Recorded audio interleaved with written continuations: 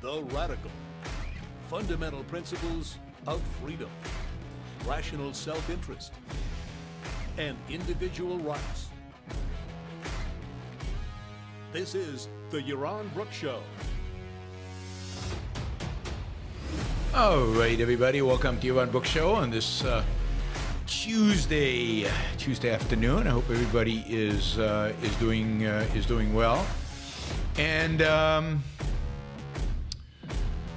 I am today. We're going to try this new format. So this is going to be our first show of the new format, and we're going to be doing this for a while. So let's see how it works, and ideas on improving it, making it better, smoothing it out, all of that. Happy to hear from you guys. But what we're going to do is the first hour is going to be the news roundup. I will take some questions that are particularly news-related questions. Then the second hour will be a topic. Today we're going to talk about what's his name? Dawkins' views on being a cultural Christian. He calls himself he's an atheist, but he's a cultural Christian. And so we'll talk about that, and we'll talk about that in the context, and then we'll talk about Ben Shapiro's comments on the fact that Dawkins views himself as a cultural Christian, and kind of Ben Shapiro wants him just to be a Christian. What is this cultural Christian stuff? Okay, so we're going to talk about all that. There's a lot to talk about there, so we'll see how long that goes. Then I'll answer any questions you have on anything, including kind of the questions I owe you from the last couple of shows. So I've got them all stacked up here. There's a bunch of them. So who knows how long we'll go today. We'll go until we get all the questions done, and we cover everything. We do have the new goal for these shows is $700 a show. Hopefully that is doable. It's a little bit more than the $650 for the long shows because this is going to be longer. So this is going to be a 2 to 3 hour show, and hopefully the $700 is doable. But that's how I'm pricing this. All right. Also, a reminder to join the show, like the show, share the show, particularly. Let Twitter know that we're talking on whatever it is that we're talking about. Let them know and try to get people to come and listen or listen on Twitter. Many people, we got quite a few people right now. Actually, as many people listening on Twitter as are listening here on YouTube. So let people know that this is going on. It's happening, and they're invited. To participate. All right. So let's start. Let's jump right in. The first item on the news, it's going to be, I think, for the next few days, is going to be just an update regarding the situation in Israel and Iran. We've got a number of different updates as they relate to this, but let's start with an update about the anticipated attack by Israel against Iran in retaliation for the attack of Iran against Israel, which was in retaliation for the attack Israel had against the Islamic Republican Revolutionary Guard, which was retaliation for Hezbollah shooting at Israel, which is retaliation for Israel, and on it goes. I mean, this is a state of world foreign policy. This is the state of foreign policy in Israel and in the United States. It's all kind of this ridiculous tit for tat. I see headlines like what's the headline? Israel warns it has no choice but to respond to attack from Iran. No choice. There's just no choice. It's being foisted on them. And then another one says Israel's war cabinet is locked between restraint and revenge. What should they do? Should they revenge? Revenge. Oh, that sounds cool. Or should they show restraint? I mean, this is all insanity. You would expect at this point, in the maturity of the Iran-Israel conflict, war, whatever you want to call it, to assume that maybe there's a strategy here. And maybe this is more than just tit for tat, but there's actually an end goal. What is the end goal? Does anybody have any strategic vision? I mean, the Iranians might have. They don't want a full-on confrontation with Israel because I think they think that'll end badly. But they want to create as much havoc in Israel as possible, and they want to show that they're strong to their own people, and whatever, right? But what is Israel's strategy? What is the strategy? What does victory look like? Attacking Iran and then having Iran attack Israel, and then, or is victory look like, so stories out of the most recent cabinet meeting, which just happened, I guess about an hour ago, was that coming out of the meeting, a couple of the ministers were advocating for waiting, forming a regional alliance, and then going after Iran and not rushing this. Other ministers wanted a big strike. Other ministers wanted immediately, but a small strike. And strategy, purpose, what are we going for? What is the aim? Where are we heading? Victory, what does it look like? Bottom line is that I think Netanyahu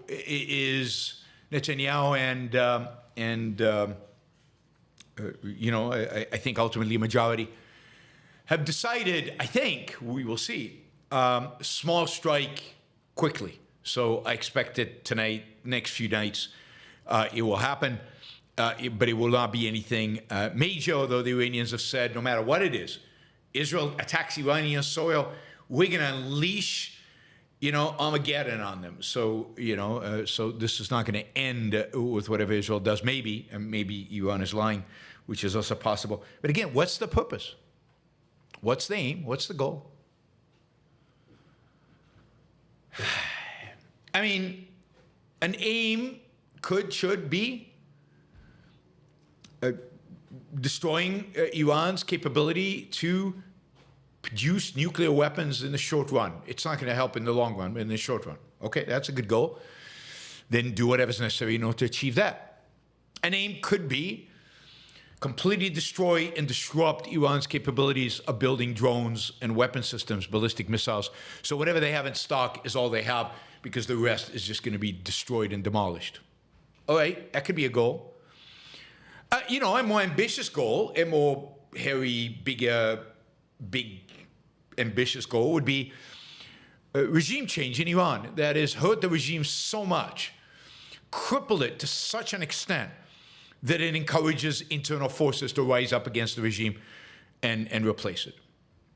A fourth, could be part of any one of these, right? A fourth aim could be completely destroy Iran's capability for exporting oil, since it depends on basically one facility where all the ships dock, they load up the oil and they ship it off.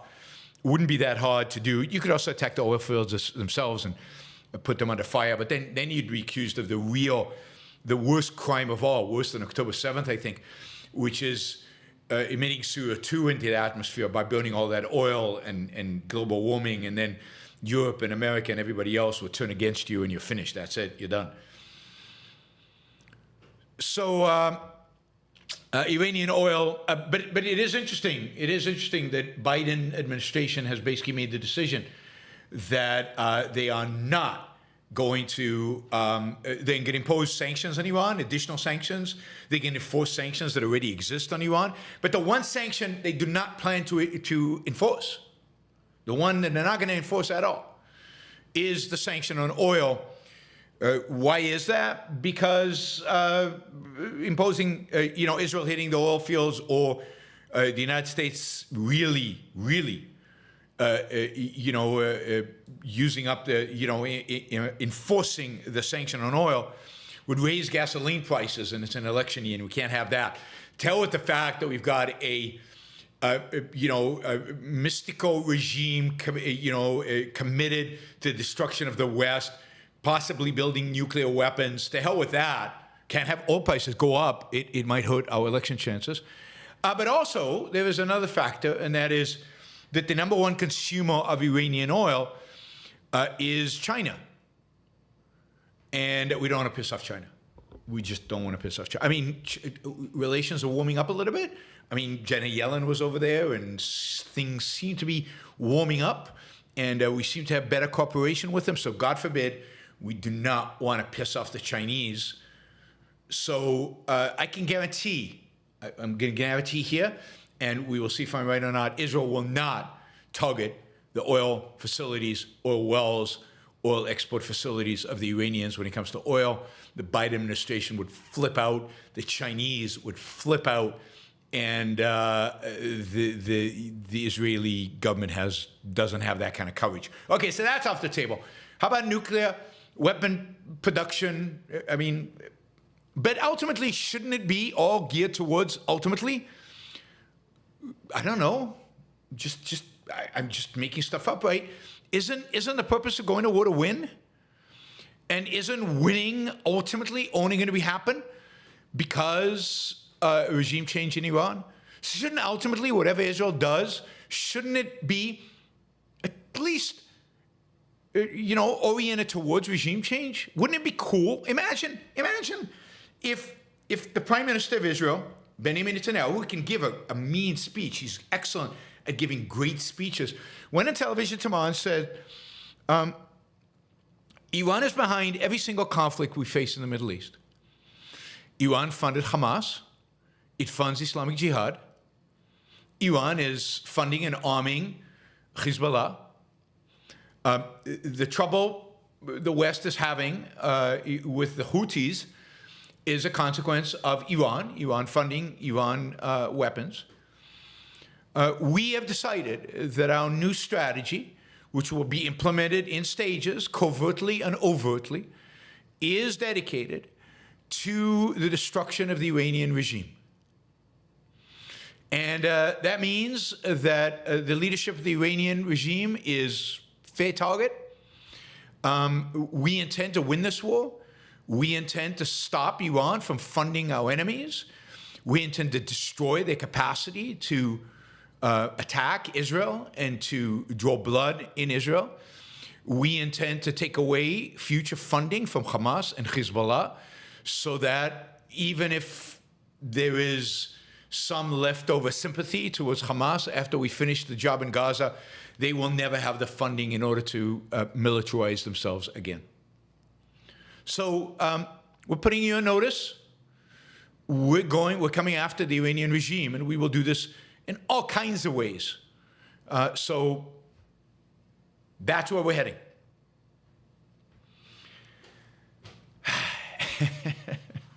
Imagine if a president of the United States said that. That's who should say it.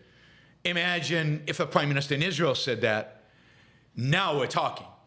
Now you can pick targets, and now you would imagine what you would do in terms of motivation to the opposition parties inside Iran. Imagine what you would do to the people in Iran in terms of, their willingness to go out into the streets and to try to topple this regime now that they know that at least Israel, maybe Israel and the United States, maybe Israel, the United States, and Saudi Arabia, if the Saudis are honest, and maybe the Jordanians can come in as well, and maybe the United Arab Emirates, ultimately all of them want that to happen.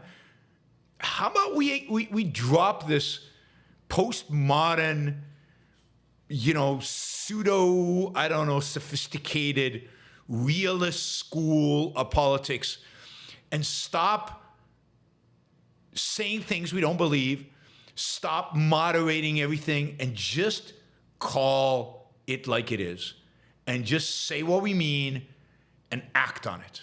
How about we do that? Because if we actually did that, and if the United States joined, it would take 2 weeks, maybe less. This would not be hard. But we have no foreign policy strategy. That is true of Israel. That's why October 7th happened. Definitely true of America. There is no foreign policy strategy. It's all this mushy pragmatism. It's all this mushy tit-for-tat BS. Iran is an evil regime. Iran should be, as a regime, eliminated. The regime should be eliminated, and Iran should be held responsible for what its agents, Hamas, Hezbollah, the Houthis, are doing in the world, and should be punished for it. But that would be applying justice to politics. And we can't do that. God forbid. No. Principles. Oh my God, run for the hills. All right. So that is where we are with regard to Iran. We talked about Iran sanctions. So I anticipate something, maybe tonight, maybe tomorrow. Not exactly clear when, but soon, but nothing super exciting. It might cause the Iranians to overreact, which would then cause Israel to do something more exciting, but that's the story. It's a tit for tat. And this is a tit for tat that's very expensive. It's, what is it, 1,000 miles away? I don't know, hundreds of miles away. And how do you do it? How do you do it? And who's going to do it? All right, a few other things related to the war, but I thought were really interesting. Do you remember in the 1980s, Ronald Reagan and his defense secretary proposed something that came to be known as Star Wars, a laser-guided anti-ballistic missile system that might have involved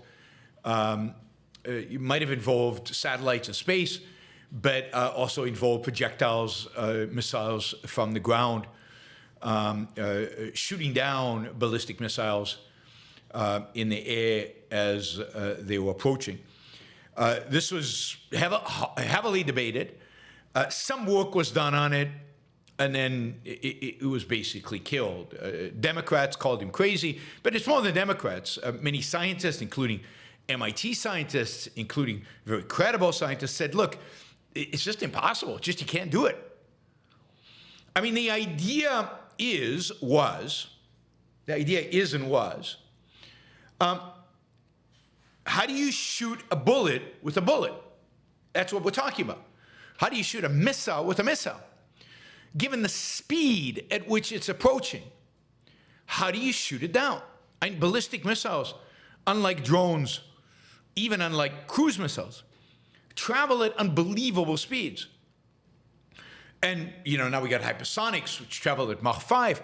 They go into the, above the atmosphere, and they come back down, and they enter the atmosphere at unbelievable speeds. How do you do this? And for many years, people wrote about the impossibility and the wastefulness of investing in missile defense systems. Indeed, there's a really good article by Noah Smith. Noah Smith is kind of a left-of-center economist, public intellectual on Substack. And by Matt Inglis, referring also to what Matt Iglesias has written, another left-of-center economist, blogger, whatever.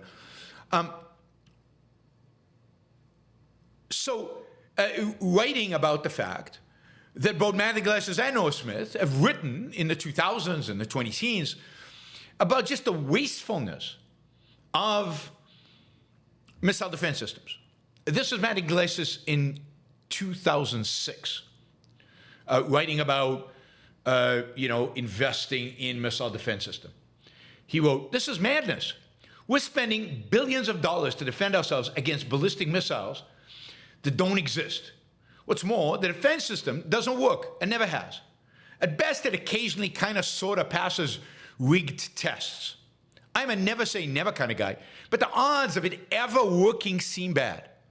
The technical challenges are daunting. Building a missile that can reliably hit another missile is simply very difficult.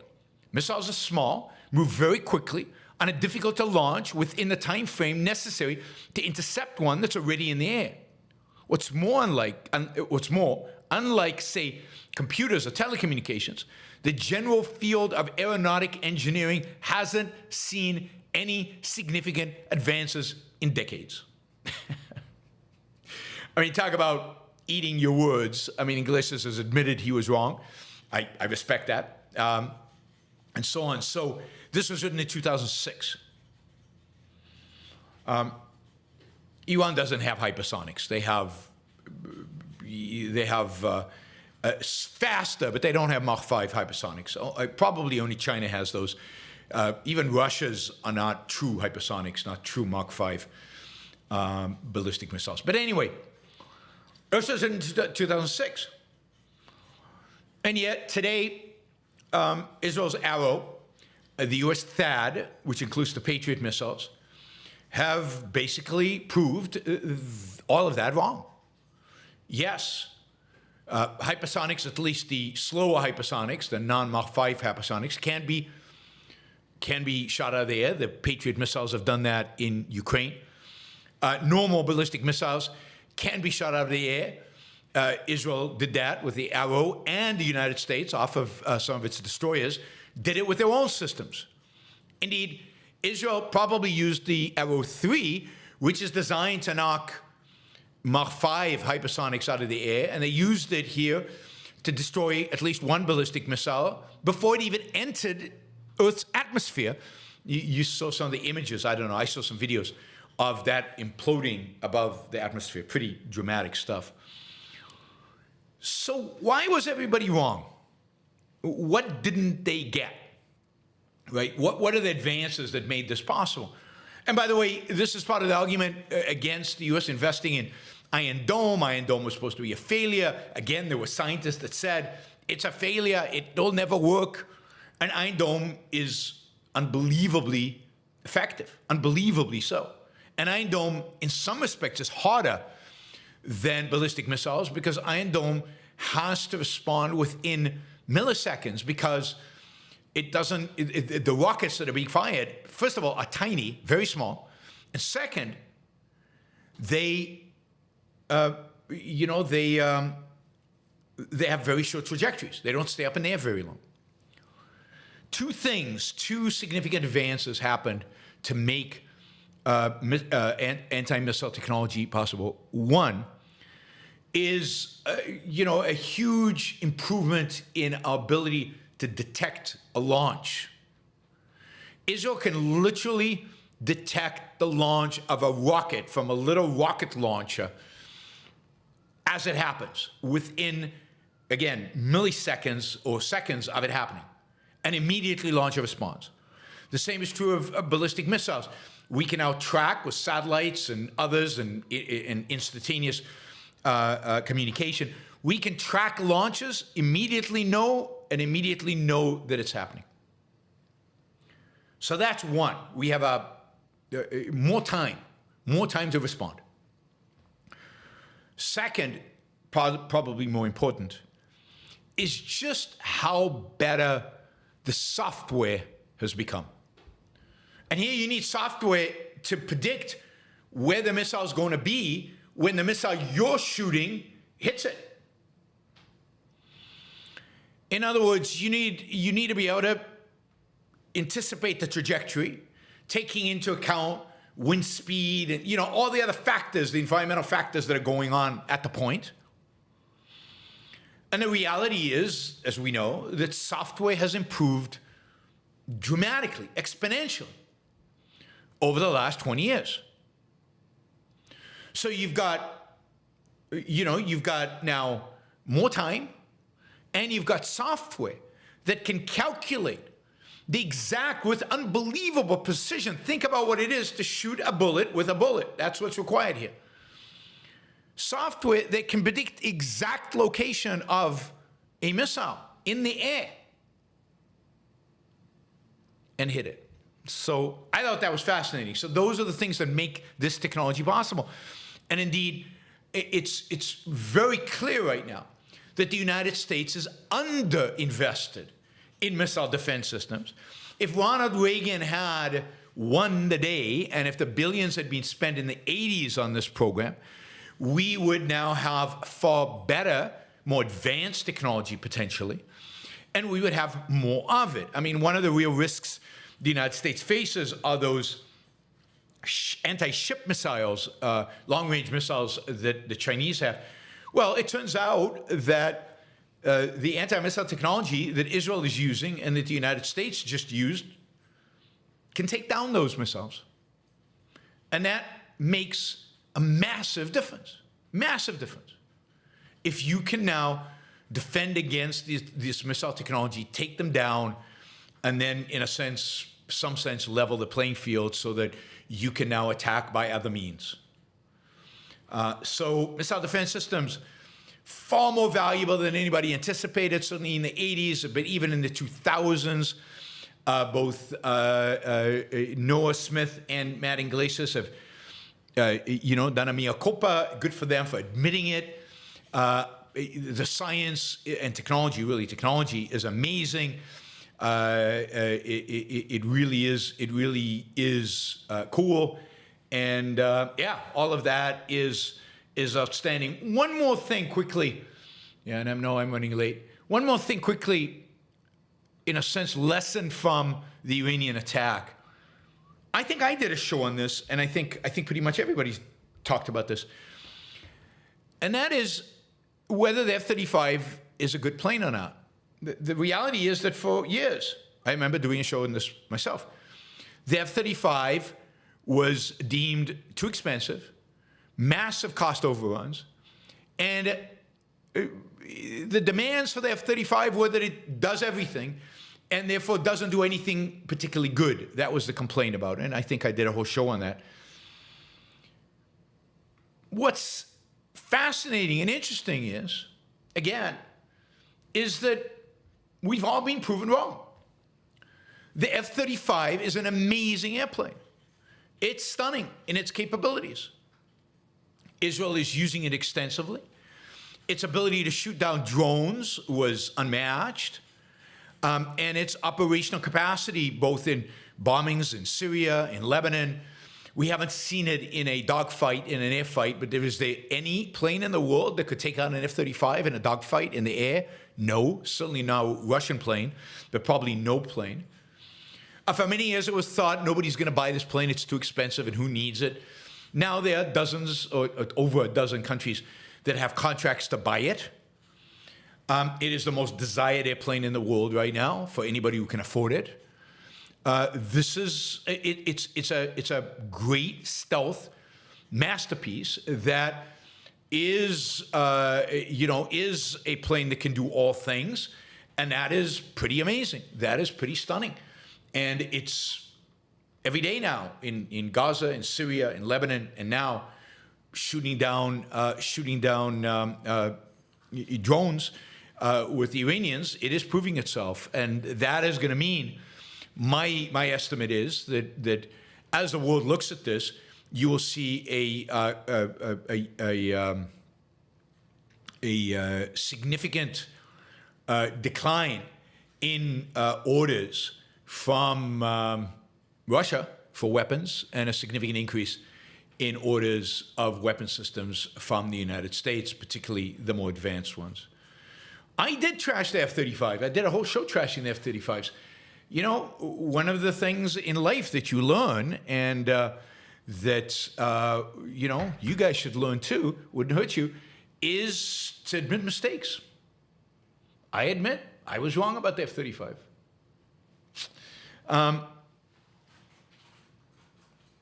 Now the F-22, might beat an F-35 in a dogfight. I'm not sure. The F-35 again is a multi-purpose. The F-22 is more focused. They're both stealth, but the F-22 is just very expensive and not as useful as the F-35. The F-35 is more useful than the F-22. It can do more things, and it's supposed to be a plane that can go off of an aircraft carrier. I think it has vertical capabilities. It's also it can also be used by the Air Force. It's one plane versus in the past you'd have different planes for different branches of the U.S. military. This is the plane for all the branches. The F-22, yes, is an air superiority fighter. It's a fighter plane. F-35 is a really, really good fighter plane, probably the best fighter plane in the world, other than the F-22. But it can also do a bunch of other things, right? So, you need somebody to provide dogfighting capabilities, and F-16s could do that. Israel doesn't. I don't think Israel, for example, has any F-22s. They use F-16s and F-15s and F-35s. All right. Yeah, I mean, if you're going to invest in one plane, it's the F-35. It has to be the F-35 because it can do so much. Indeed, U.S. Air Force is, basically shutting down its F-22 program because of that, because it doesn't really need it, given the capabilities of the F-35. All right, we have a bunch to talk about still. Okay, quickly. Yesterday and over the weekend, we got a bunch of Hamas demonstrations all over the United States. Pro-Palestinian protesters. I just call them pro-Hamas. Pro-Hamas protesters. They disrupted the Brooklyn Bridge. They disrupted the Newbury Beacon Bridge, both in New York. They disrupted the Golden Gate Bridge in San Francisco.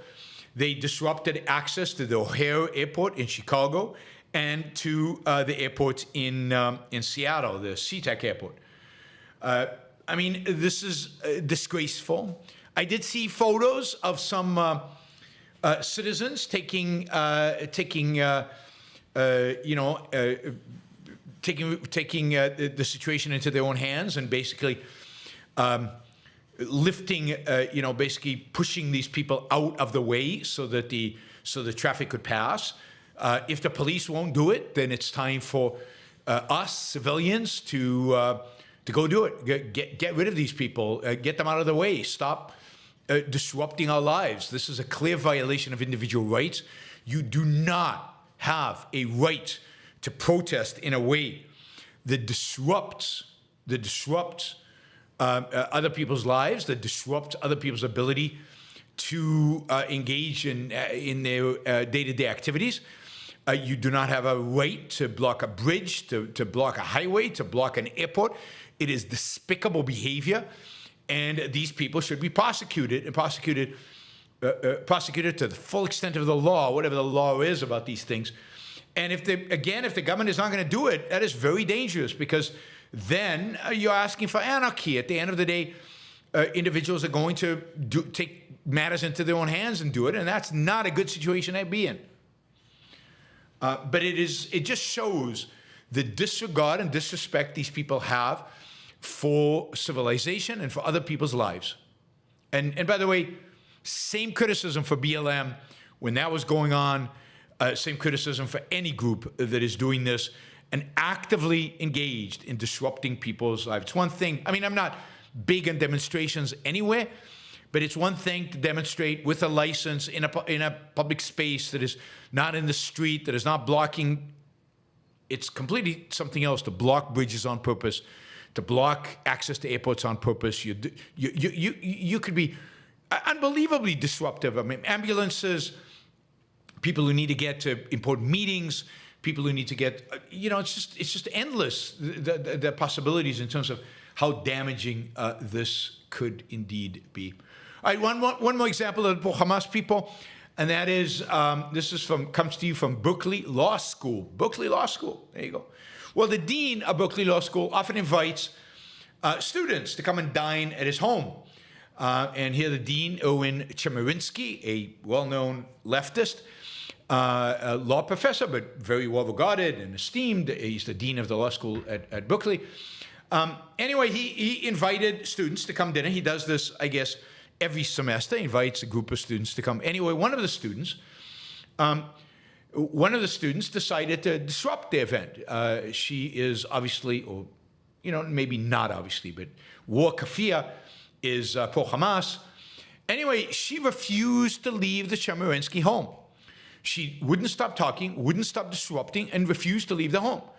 Erwin Chemerinsky's wife, who is also a law professor, tried to kind of guide her out, but she refused.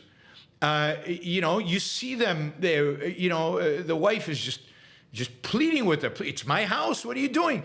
You don't have a right to come into my house and disrupt my event in my house. And this girl says, you're silencing me. You're violating my First Amendment rights. God, she should be failed out of law school just for making that constitutional ignorant claim.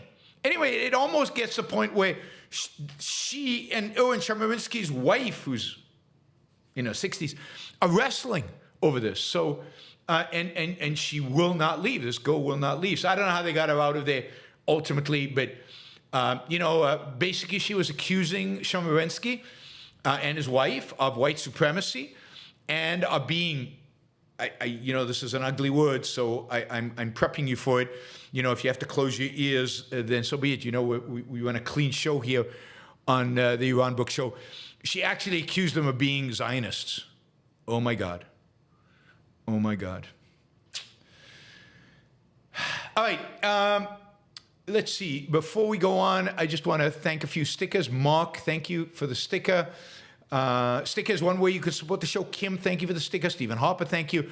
Martin Anderson from Argentina, thank you. Mary Aline, thank you. So thank you all. Thank you guys for the stickers. Thanks for the support. Anybody watching right now, if you want to support the show, you want to support the new format, or you miss the old format, either way, step in. You can you can ask a question by what do you call it? Using a sticker, or by asking a question. Questions are great. Questions let you shape the show, which is kind of nice. Anonymous user put in $2. That's great for admitting that I was wrong about the F-35. That admission was worth $2 to me. How about that, right? I often admit when I'm wrong. I think I'm pretty good at that.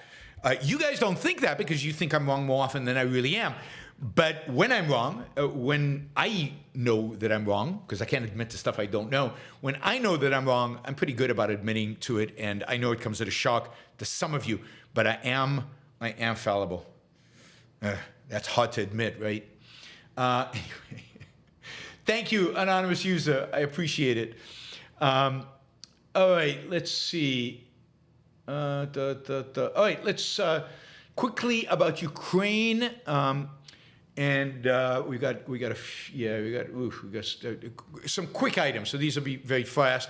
But today there was a lot of news, and there's a lot of news, and the Israeli stuff just keeps happening. So Apollo Zeus unsubscribed because he heard I was fallible. I mean, I don't blame him. I wouldn't listen regularly to somebody who was fallible. Let's see, Ukraine. So Ukraine is struggling on the battlefield. It is short on ammunition. It is short on weapon systems. The assumption was that there would be a steady flow from the United States. That flow is being held up now for half a year by Republicans in Congress. It's not even a majority of Republicans in Congress, right? A majority of Republicans would vote for aid for Ukraine. It's a small minority that do not want to supply aid to Ukraine. And as a consequence, Ukraine it just does not have the capacity to fully arm itself. As a consequence, at huge cost to the Russians, they are chipping away in the east, in the Donbass, at Ukrainian defenses, and are making small but steady progress over there. It's costing them unbelievable numbers of casualties, unbelievable numbers of tanks. But Russia has all these old tanks mothballed, and they do have some capacity to produce weapon systems. They have a whole military-industrial complex. They can't really produce much advanced stuff, and their Air Force is basically not very useful, which is pretty stunning in this, and this is why nobody's going to buy Russian planes anymore in this conflict. But they are making small, slow, at massive expense to life progress. So the United States, there's a lot of pressure right now on Speaker of the House, Mike Johnson, to allow for a vote on aid on Ukraine. The Senate had passed this $93 billion package that included aid to Ukraine, Israel, Taiwan, some money to build Gaza after it all ends, and all kinds of other stuff, right? I'm sure all kinds of goodies for various senators. Anyway, Johnson is refusing to have one big bill. And of course, the Senate passed this months ago, and Johnson has refused to bring that bill to the floor, even though, again, that bill would probably pass. Now, some Democrats would vote against it, those who oppose aid to Israel. Some Republicans would vote against it, those who oppose aid to Ukraine. but a majority of the House would vote for it. It's pretty clear that that would happen. So Johnson has decided instead, he's under huge pressure to do this, and he has come out, he himself, Johnson, MAGA Johnson, has come out and said that he supports aid for Ukraine. And he actually went down to Mar-a-Lago on Friday and, kissed the ring and cozied up to Trump, and Trump expressed his support for Johnson. So maybe Trump supports aid for Ukraine. Who knew? Maybe if they give him the dirt on Biden. All right, I don't know. So anyway, Johnson is going to, supposedly, we'll see what actually happens. It's all going to happen this week because Congress is going on vacation again next week. They have a lot of vacations. They don't work very hard. But anyway, they are going to have 4 bills. A bill for Ukraine, a bill for Israel, a bill for Taiwan, and then they're going to have a bill for something, regulations related that will make it possible to ban TikTok. Maybe give the president the authority to ban TikTok, something like that. Anyway, all of these bills are out there. Supposedly all 4 of them will go up for a vote, and we will see what comes of this. But you can expect that to happen any day now. The alternative is he'll capitulate and just put up the Senate bill, but that's hard to believe that he'll actually do that. I don't think it'll actually happen, but we will see. Jennifer says I want her to be on vacation. Yeah, I get that. I wish they were on vacation all the time. I wish they would never just don't come back. But then they have to do something like actually do something that's in America's self-interest, like provide aid to Ukraine, and they refuse. They putsy around, they go on vacation, they pass all kinds of other stuff. But the one thing they're supposed to do, they don't do, protecting America's self-interest. All right, I got 3 more. God, 3 more. It's good that this is going to be a long show today. We might be going until 5 o'clock, so it could be a 3-hour show. Stay tuned. Hold on to we've got a lot to talk about still. All right, Tesla has announced that it is cutting jobs. Over 10% of global jobs are going to be cut. Out of about, say, 150,000 employees. So we're talking about over 15,000 employees are going to be cut, including in China and in the United States, the 2 main markets of this. It's pretty obvious why. One is, at least in the United States, demand for electric cars is not rising anywhere near at the speed that Elon Musk or Biden would like. Americans are very hesitant about electric cars. They haven't bought into it. They're not super excited. And the reality is that in China and the rest of the world, Tesla is losing its market edge to Chinese companies. I've talked about this on other shows. The Chinese just have much significantly cheaper and by some estimates just as good a cars as Tesla's. And they're flooding the market with these cars. There are several Chinese electric car manufacturers. One of them is now bigger than Tesla in the sense that it's selling globally more cars than Tesla, including in China, which was Tesla's largest market.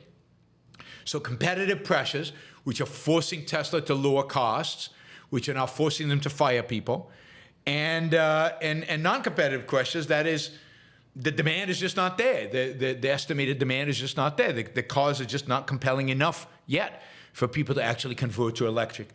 And as a consequence, Tesla, the most valuable auto company in the world, is cutting at least 10% of its global workforce very soon and trying to figure out how to continue to lower the costs and find ways to increase demand, create products that are more, enticing, more exciting for people. All right, quickly, an update on, this is an interesting one, an update on cancel culture in the sense of Silicon Valley rethinking cancel culture. So last week, there was an essay in First Things, which is, I think, a Catholic publication, on the Mozilla. You remember Mozilla co-founder Brendan Eich? So he was probably the first guy in Silicon Valley, first, a senior person to be canceled. I remember this. It's about a decade ago. And he was a CEO. He was CEO, and it was disclosed that he had donated a modest amount to a campaign against gay marriage. And he was fired. He was fired. And we all know that since then, political correctness, cancel culture, woke culture in Silicon Valley went out of control. It just went nuts. And this is not Palmer, but we'll get to Palmer in a minute, right? Anyway, the publication of this article about Brendan and everything has caused a kind of chain of mea culpas from tech people about all of the canceling that has been done. Right? This again is Brandon Eich, who was the co-founder of Mozilla, the web browser. So Mark Andreessen has come out and apologized for, quote, not doing more to support Brandon Eich. Former Oculus CTO John Carmack has expressed his regret for not publicly opposing Facebook's witch hunt and firing, or not firing, but forced resignation of Palmer Luckey, right? Who was basically chased out of the company in 2016. So a bunch of these, people, senior people in Silicon Valley, is saying, we should have spoken up, we should have defended them, we should have done more. And this is great, because the reality is, and we objectivists, I think, have known this for a very long time, but the reality is that evil wins when the good is silent.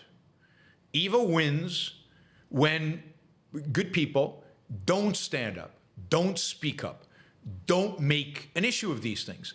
And in particular here, in the particular industry where it was happening, if people like Mark Andreessen and people like the Oculus, who was, I guess, a co-founder of Palmer Luckey, and others within the tech industry had spoken up against this at the time, then maybe this would have been able to have been limited and constrained instead of blowing up the way it did. And of course, what did this do for rank and file people in Silicon Valley? They basically, if they were conservative or they were not politically correct, they just stayed quiet. They lowered their head, did their work, and said nothing. If the leaders will not speak up, then you can't expect the rank and file to do so. Hopefully, now that the leadership is talking, now that they have, I guess, figured out that it's either safe to do so or they have discovered their courage and refuse to be cowards, then maybe this will allow the rank and file to speak up as well. And maybe we will start seeing a shift in the culture in Silicon Valley. Not holding my breath yet, but maybe these are the first signs, as I mentioned about peak woke a while back. Maybe we have seen peak woke as a consequence. All right, final quick story. Georgia, not the state, the country, one of my favorites to visit. I love Georgia, and they like me. They always turn out when I come. Georgia government, which is very pro-Russia, very pro-Putin, and has a majority in the parliament in Georgia, is trying to pass a bill very reminiscent of bills that Putin has passed in Russia. A bill that would supposedly, its goal is to restrain the influence of foreign actors on internal politics. Basically require any kind of nonprofit, any kind of outside, any kind of group in Georgia to disclose all its foreign contributors, foreign donors, if they get 20% of their funding from abroad. And not only do they have to disclose, but they have to register as foreign agents. Register as agents of foreign influence. In other words, this is to undermine these groups. Now, we know that pretty much in Europe, all free market, or call them freedom, generally, organizations, get a lot of their money from the US. It's just a fact. It's philanthropists in the U.S. that are the main just source of funding for liberty-oriented organizations all over the world. Everywhere in the world, this is true. And, I can vouch for the fact that it's in Georgia. I know many of the people who work at some of these free market organizations, and they get their money from the U.S. And they would have to all register as foreign agents. And massive regulations around that, controls, restrictions on what they can do and what they can say. This is a bill to basically quash opposition, and particularly quash advocacy for liberty and freedom. It's a bill to turn Georgia into a semi-authoritarian state like Russia used to be. Russia has graduated to full-on authoritarianism. And it's very, very disturbing. As I said, Georgia's a wonderful place with wonderful people.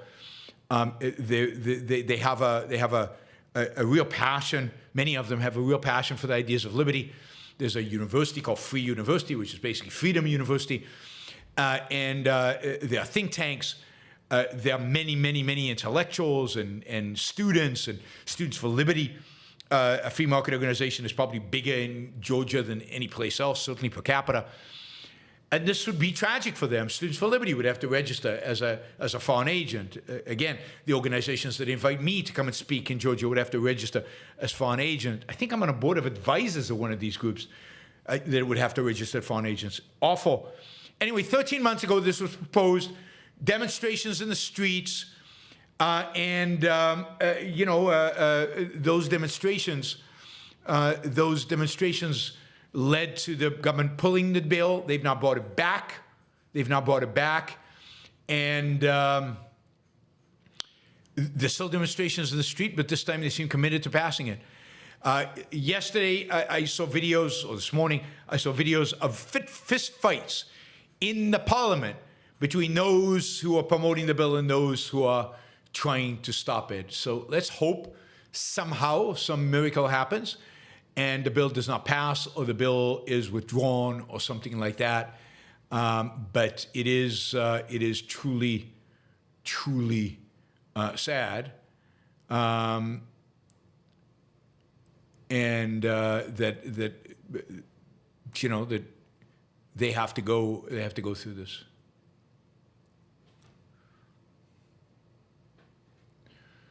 All right. Let's see. All right. I think that is it. All right.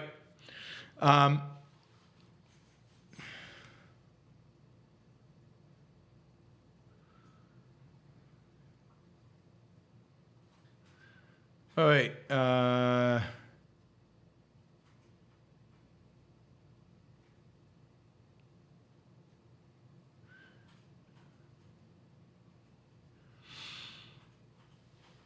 All right, I guess there's a whole discussion on the chat about, whether I hide information, and because Ken, who's known to be super good at this stuff and very accurate, Ken fact checks me by going to his propaganda-based right-wing websites, and he discovers that I don't have their talking points, and that I omit some of the BS that they talk about.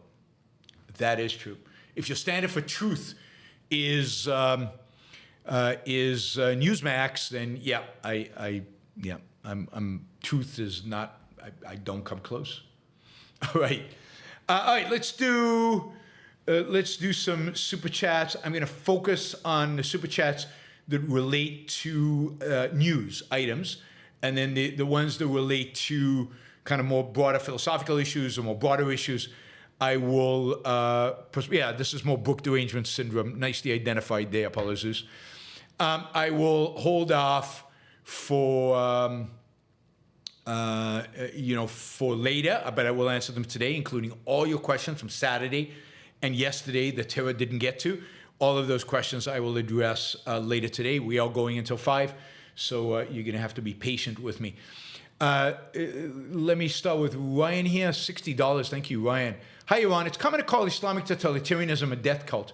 Well, this is true. It surprises no one. Isn't Western also a death cult that tolerates the murder of its own citizens. Call the West what it is and demand better. Thoughts? I don't think the West is a death cult in a sense that the West doesn't venerate death. It doesn't elevate death. It doesn't promote death.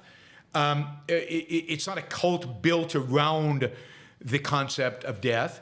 What the West is nothing. The West today is nothing. It is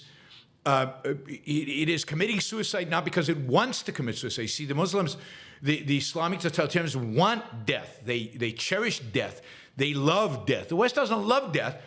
The West is embracing death by default. The West is embracing death because of its weakness, because of its inability to embrace pro-life values.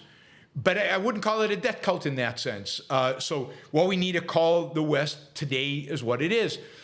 A mishmash of some Enlightenment values that still drive primarily the economy and some of our politics, respect for free speech and some other things. So a little bit of Enlightenment. And then really bad, horrible ideas that are borderline death cult, woke, communism, and stuff like that, pro-Hamas. That's all death cultish. And then this vague gray middle, which is basically pragmatic. It's all pragmatic. It's all short-termism.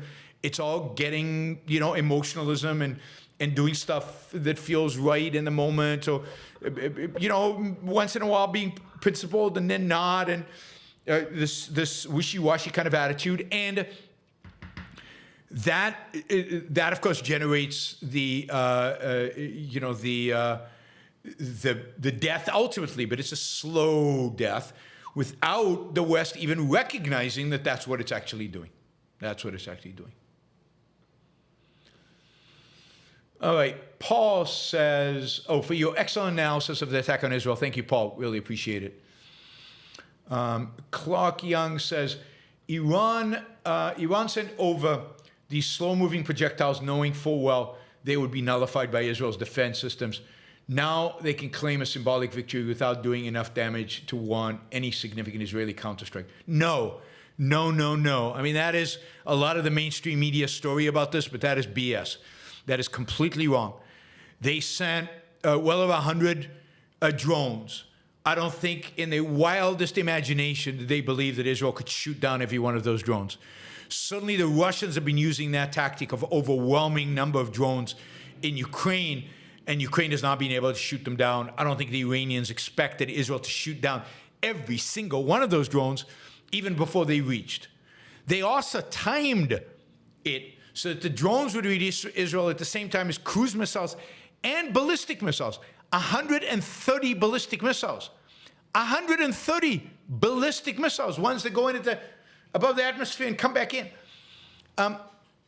They had no clue that Israel could shoot down any of those. They thought they might be able to, but they didn't have certainty. I don't think Israel had certainty. The Arrow system has been tested in trials. It's never been tested with large quantities in real time. And the cruise missiles they sent, many of those should have penetrated. Indeed, again, if you look at Russia, while the Patriot systems that the Ukrainians have shot down some of those, they don't shoot all of them down. They shoot many of them down. So no, the Iranians, and I think this is unequivocal, we didn't shot so many of them. They thought they were going to do real damage. They thought they were going to, spill some blood. They wouldn't have spent, 130 and 300 plus projectiles. 300 plus relatively, for Iran, certainly very advanced technology. Just to make a point. They thought they would actually hit and do something. Don't buy this minimizing this attack. They didn't mean it. They knew it would be shot down. I mean, Ukraine can't shoot them down, and I don't think they expected Israel to shoot down all of them. I don't think pretty much all of them. I think the few that landed were probably allowed to land because every one of those Arrow missiles, I forget the cost, but they're so expensive, you don't want to shoot them to pull down a ballistic missile that's going to hit somewhere where it's not going to kill anybody. Now, the ballistic missiles might not go all the way out of the atmosphere, but they go, I can't remember what that space between, at the top of the atmosphere is called. But anyway, they go very high, right? Yes, so no, this was a real attack. The purpose of to inflict real damage and to also test the Israeli system and see how well it does. And Israel passed it with unbelievable flying colors. It's just truly spectacular what the Israelis, Americans, and others did in shooting all those down. The stratosphere. Okay. Z400 Racer says $3 million per Arrow 3. Most of the missiles, I think, were Arrow 2s. I don't think they needed Arrow 3s that many, but maybe they were also Arrow 3s. Anyway, it's well over $1 million for each one. So they were careful. All the munitions on the Israel side were probably close to $1 billion. Now, here's one caveat. It could very well be, and some reports are indicating, that, and Israel knows the exact number, but they just haven't disclosed this, that somewhere close to 50% of all the ballistic missiles that the Iranians launched either exploded on launch or fell in the desert in Iran or Iraq, so never made it anywhere close to Israel. So that is quite possible. All right.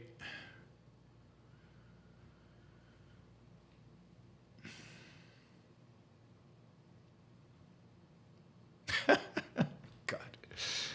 All right. Thank you, Clark. Let's see. Michael. Commentators are saying Israel shouldn't respond because no damage was done. That's like saying because I was wearing a bulletproof vest when you shot me, I have no right to come after you. Absolutely. I made this point several times on Twitter the other day. Absolutely. I shot you and I missed. So don't call the police and don't come after me. I mean, it's nuts. It's insane. And the fact that people can't see that is exactly that short-term, pragmatic. I mean, that was Biden's view. Short-term, pragmatic, stupid, unthinking, emotionalistic response. No. Somebody shooting at you is a threat to you and therefore is using force against you, and therefore it is your moral necessity to defend yourself.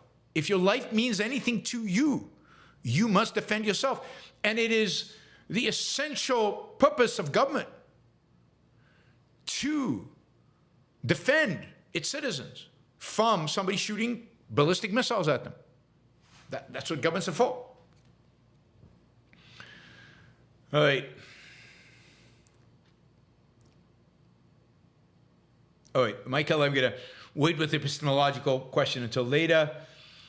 Jennifer says, Spock on Star Trek said, I have found evil usually triumphs unless good is very, very careful. Do you think it's giving evil too much credit here? By the way, I'm crushed you are not infallible. I know. I am too. I'm even more crushed than you are. Yeah, I think he's giving evil too much credit. It's not even that good has to be careful. It's good just has to stand up. Good has to show up. And the one thing good can never do, and this is what people like Scott never get, is it cannot sanction the evil. It cannot give the evil, okay, well, we'll tolerate a little bit of evil here because, oh, yeah, we're fighting a great evil. I mean, the FDR's sanction of USSR evil in order to defeat the Nazis was horrible and generated tens of millions of people under communism for years as a consequence of that. So No, good. All good has to do is show up and be willing to fight evil and to stand up to evil and challenge evil.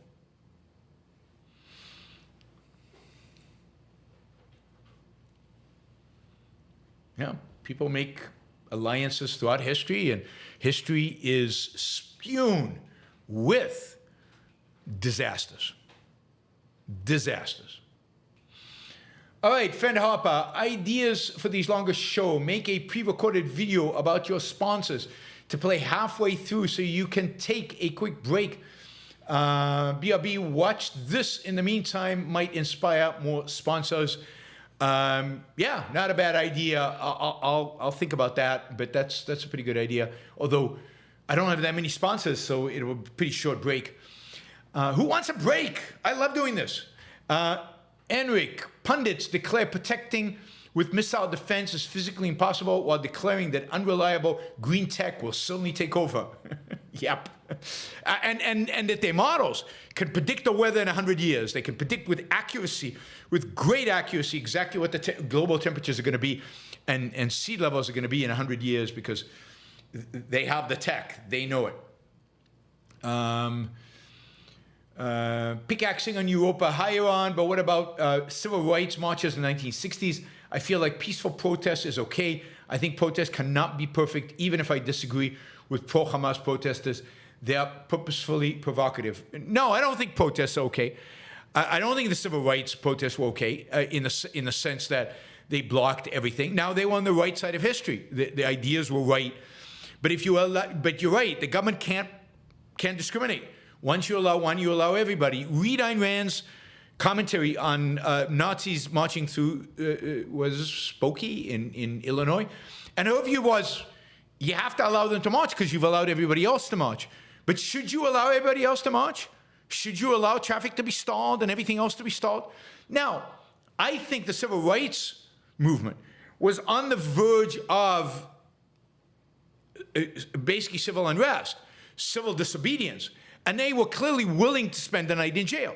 And they did. Many of them did. I don't think pro-Hamas are. So go arrest them. Go put them in jail. I think the level of commitment is very different. But in terms of a right, a legal right to other people's lives, you do not have that. You do not. Skokie.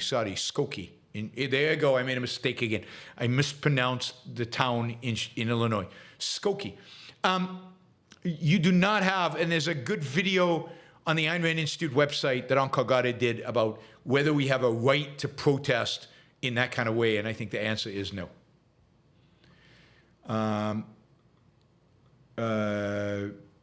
Fend Hopper, imagine being fallible. Fend Hopper says he can't relate. Yeah, I know, it's tough. Clark says, are you in contact with a super chat people at YouTube? Can you tell them to stop censoring words, or at least provide us with a list of words we're not allowed to use when asking questions? Just misspell it. Just misspell it. I am in touch. I'll ask them, but my guess is they'll say no, right? Because Ryan says, go capitalism, go liberty, support the show. Yes, please support the show. We're very ambitious with the show, and we have to make those ambitions pay. Andrew says, related to my infallibility, an error of knowledge is not a moral failing. That's true. However, have you noticed that some have a skill of pretending to focus while not honestly trying to comprehend? They cannot claim moral innocence. Yes, a lot of people do that. Certainly on this chat, a lot of people do that. And that is, in objectivism, that is the origin of sin. The origin of sin is evading. And that's what you just described, is evasion. That is where sin comes from, not focusing, pretending, and ignoring, evading, consciously knowing you should look and not looking, consciously knowing that you might be wrong and not actually doing the checking. Andrew, great point about the Israelis missing a goal. How can they decide what to do without knowing what they want to achieve? The government deliberation is confused, blather, due to lack of anchor of a goal. Yes, and it sounds like very contentious They're yelling around the table. They're all pretty angry. They all want their way. A lot of strong personalities, and with all strong views. And again, do they even share an actual, what is the purpose? What are we here for? What are we trying to do? But yeah, very contentious meetings in the cabinet. There's real disagreement, even within the more narrow, war cabinet, which is much smaller, big differences between the different people in the cabinet. Florida Nick, you should try to get John Galt Mortgage Company as a sponsor. Also saw some F-35s at an air show Saturday. They're very cool. Yes, they are. I should get the F-35s. Who manufactures the F-35? Maybe they'd be a sponsor. I'm willing to endorse F-35s for self-defense. Not for aggression, just self-defense. All right. Thank you, everybody. That'll be our news roundup. We're going to shift to our second part of the show in a second. I just want to let you know about our sponsors. We basically have three. ExpressVPN is a sponsor. You can do expressvpn.com/Yaron. And what you get is an extra 3 months free when you sign up to ExpressVPN. So you sign up for ExpressVPN, and they normally give you like a 3-month free trial period. They'll give you an extra 3 months because you came from my link. So click on expressvpn.com/Yaron. ExpressVPN is probably the most used VPN out there because it's good. It'll shield and protect you, particularly when you're traveling, but even at home, particularly when you're doing financial transactions or watching porn. No, I didn't say that. I know you guys don't watch porn, but because the kind of the privacy feature of the browsers is not very private. So you want to combine it with a VPN if you're going to do it. It also allows you to watch Netflix while you're traveling in Europe, in a country that might not have Netflix. All right, two of my big sponsors. One is the Ayn Rand Institute, which is inviting people to attend OCON this year. It's in Anaheim. It's in June, middle of June. It is June 13th to 18th.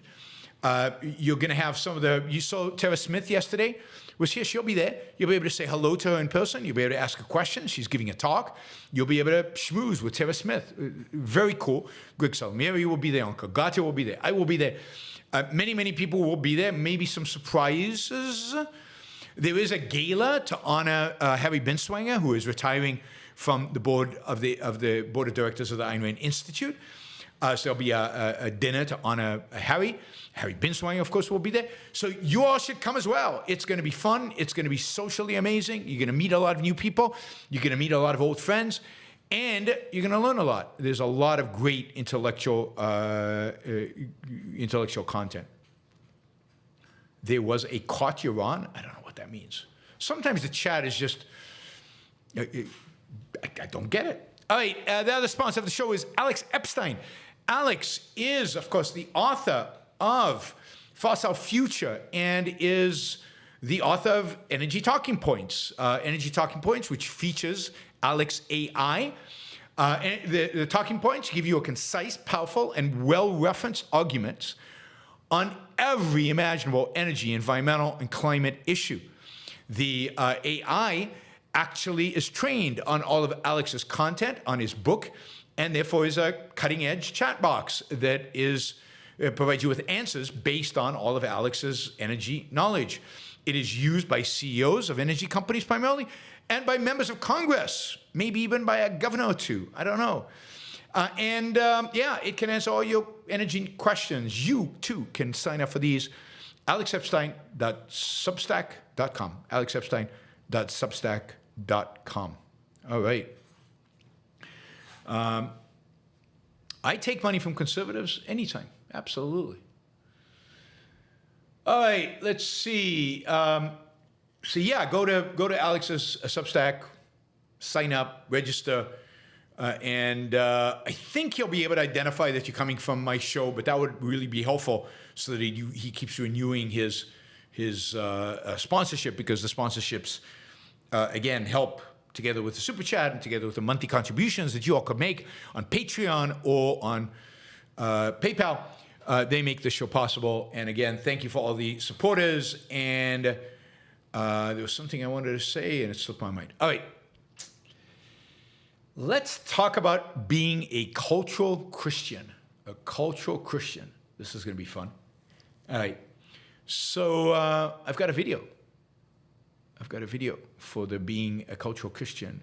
There's Ben Shapiro. Eyes closed, super focused on his laptop. So Richard Dawkins, and I'm going to show the video of Richard Dawkins, and then we'll talk about Ben's response to it. But okay, we might as well just jump in. So we're going to be talking about what it means to be a cultural Christian, whether it's a valid concept, whether it's a good concept, whether there's any good in Christianity more broadly, whether we're all religious and don't know it, like Jordan Peterson thinks, whether you can be moral and an atheist, whether you can have a system morality as an atheist. I don't know if we'll get to all of that. We'll see. It depends on how fast we let, if we let Ben Shapiro talk, it would go very fast. But how much I let Ben Shapiro actually talk, that will determine. And then I do have all these questions that need to be answered as well. So we'll do that as well. Please consider continuing to ask questions. We do have a target for these daily shows, and there's no show tonight. There's no show any evening except Mondays, and there's no show on Saturday. So we're condensing all the shows into shorter periods of time. And therefore, those shows, I need your guys' support. Also, now that we're shifting to the cultural Christian and Ben Shapiro, you might want to go on Twitter and let the world know that that's what we're talking about live right now. So if anybody who is interested in this topic can tune in now, not having worried about skipping the news update. All right, let's jump in, and I'm just going to press play. Let me know if the volume's not right or if there's some issue with this. Let me know. Well, I must say I was slightly horrified to hear that Ramadan is being promoted instead. I do think that we are culturally a Christian country. I call myself a cultural Christian. I'm not a believer, but there's a distinction between being a believing Christian and being a cultural Christian. And so, I love hymns and Christmas carols, and I sort of feel at home in the Christian ethos. I feel that we are a Christian country in that sense. It's true that statistically the number of people who actually believe in Christianity is going down, and I'm happy with that. But I would not be happy if, for example, we lost all our cathedrals and our beautiful parish churches. So I count myself a cultural Christian. I think it wouldn't matter if we substituted any alternative religion. That would be truly dreadful. All right, so this is in the context, I guess, of what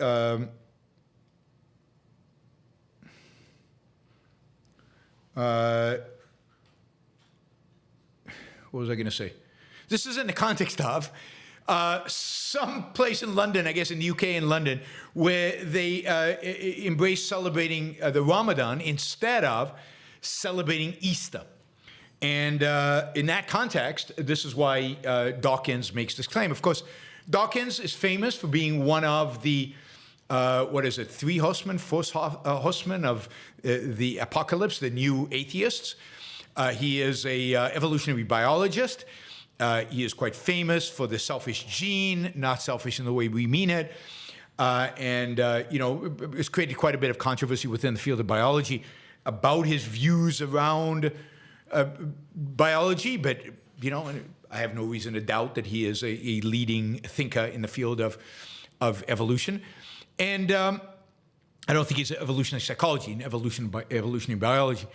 So he's saying, so he starts off and he really ends with saying, look, what I really would hate is if we replace Christianity with another religion. And that, particularly if it's going to be Islam, is absolutely true. That would be horrific. Islam in its current variation is just monstrous. Christianity, for the most part, is denuded, at least politically. Christianity, at least, has been subdued by the Enlightenment. It's been subdued by science. It's been subdued by liberty, by the ideas of freedom, again, by the ideas of the Enlightenment. But, but he's saying, I wouldn't want to replace with other religion. But then he's making a bigger point. He's saying, no, but there's something about a culture that I like, and that it's associated with Christianity. There's a Christian culture that I live in, a Christian ethos that we live with. And he mentions hymns and Christmas carols. Hymns and Christmas carols are nice. He mentions cathedrals. They love cathedrals. God, I mean, people just love cathedrals. I'll talk about cathedrals in a minute.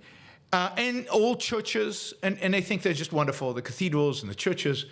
And that's part of the vibe. It's part of the world in which they grew up, and they like and they love, and isn't this amazing? I think it tells you something about the soul of a man. When this is what's culturally important to them. Like hymns and Christmas carols, nice. They're pleasant. They're nice enough. Versus, I don't know, Tchaikovsky, Beethoven, even Mozart, and symphonies, concertos. I mean, give me a break. If the choice was between those two, I'd give up the hymns and carols in an instant. So, if we live in a more secular culture, if everybody becomes an atheist and pro-reason and still loves music, good music, but we give up hymns and Christmas carols, would the world dramatically be a worse place? No, not really. Not really. Maybe a better place. Maybe more energy would be devoted to actually producing great music. And the same goes with cathedrals and churches. Yeah, cathedrals, they're nice. I hate cathedrals, just so you know, just you're out there. I mean, cathedrals are these monstrosities that were built on the back of the equivalent of slave labor. These are buildings, magnificent that they could be built when they were built, and magnificent, but they're ugly. The decorations are ugly. To the extent that they have sculpture, it's gargoyles and it's ugly. They are purposefully massive and high to make you feel small in the presence of God, right? Because the whole point is to glorify God. They're horrible buildings. I mean, I go into them because, wow, I mean, it's impressive. But it's not impressive as, whoa. They're so anti-man. They're so anti-this world. They're so anti-happiness and joy and celebration.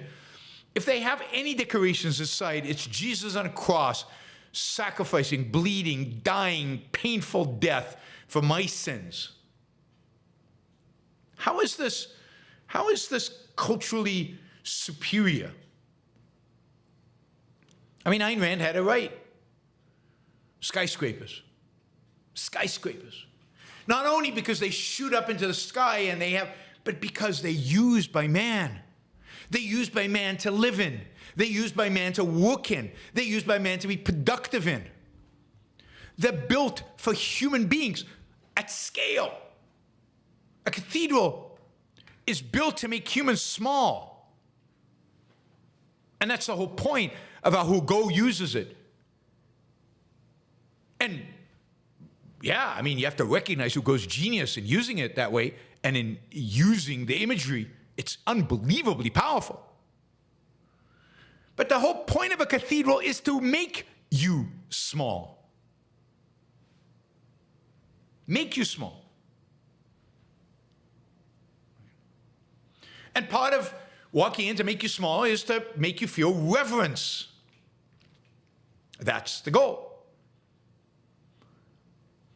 And reverence in this case to that guy on a cross dying for you. To some God, non-existent God. That is the purpose. And if you look at a cathedral and just marvel at the ability in the 13th century to build something like this, you're missing the point. What didn't they build because they built this? They didn't build aqueducts. They didn't build, you know, places where people could live and work and improve. I mean, think about the gazillions, equivalent of gazillions of dollars that went into building cathedrals when nobody could afford to build cathedrals. Again, amazing in the intricacy, amazing in the grandeur, amazing, and yes, make you feel reverence when you walk into it. But at what cost? Churches, yeah, I mean, cute, quaint little churches in the little boroughs in London, very nice. Yes, maybe we should keep a few just to entertain our eye. But Dawkins, Richard Dawkins, what does that mean? I mean, we can create amazing, magnificent modern architecture. We can create inspiring homes for people to live, inspiring skyscrapers for people to live in, and office buildings. Beautiful factories even can be built today. We can, fill our streets with magnificent sculpture. We saw that in the 19th century. We saw it in Greece. The best parts of our culture, from Beethoven's music to the scientific revolution to our respect for science, which some of us still have, to our quality and standard of living, to the skyscrapers and the automobiles. And I mean, you walk in London and you see these beautiful Aston Martins. I'll take an Aston Martin over a parish church any day. These are truly beautiful and truly inspiring. And all of that is not a product of Christianity. All of that is a product of the Enlightenment. It's a product of Greece. It's a product of the pagans. We'll get to pagans in a minute because Ben Shapiro will raise it. The good in the world today, this, which I, for one, prefer to any church, is a product of Aristotle and the Enlightenment and the scientific revolution and Steve Jobs. Wow, that's the culture I love. It's a product of Newton. Newton wasn't a pagan, but Newton used the method of a pagan. Newton, qua physicist, is Aristotelian. He's not Christian. Qua physicist, he's rejecting Christianity. He's rejecting what's written in old books. He's rejecting prophecy. Newton, qua scientist, is channeling Aristotle. He's channeling reason, reality orientation. He's channeling the scientific method, which the West learned from Aristotle. Falsely for a while, because it was transmitted to them by Catholics who misunderstood and took Aristotle as dogma. There's nothing in Christianity leads to science. Indeed, Christianity rejects science. There's a wonderful book, encourage everybody to read, called The Closing of the Western Mind.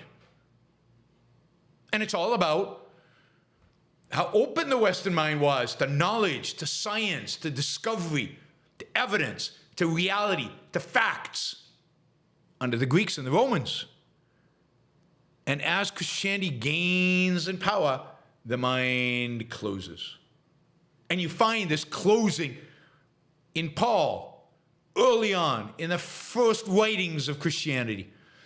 It's all about faith and knowledge in this world. Knowledge in this world is junk, is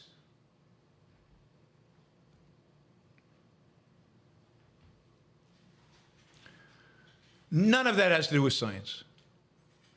Christianity is anti-science, and this is why for 1,000 years, there was not a single astronomical observation made in the Western world. In the Muslims there was, because they were reading Aristotle.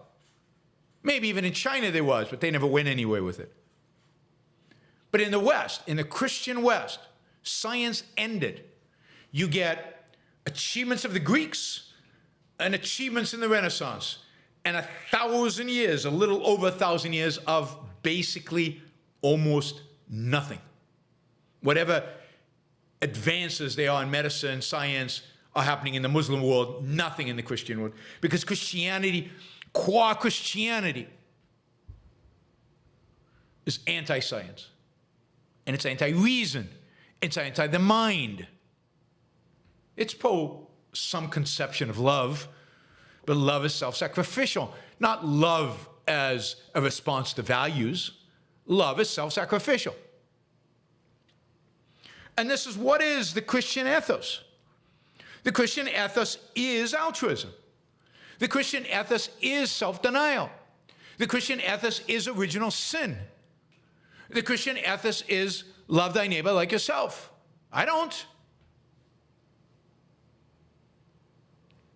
Turn the other cheek. They don't live up to that because Christians are unbelievably violent in history.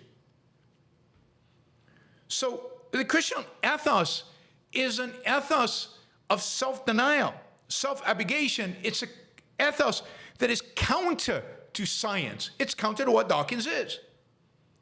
The culture, the real culture, the vibe, the achievements that Dawkins is actually observing in the life that he lives around him are not the achievements of Christianity. These are achievements in spite of Christianity. These are the achievements of a secular world.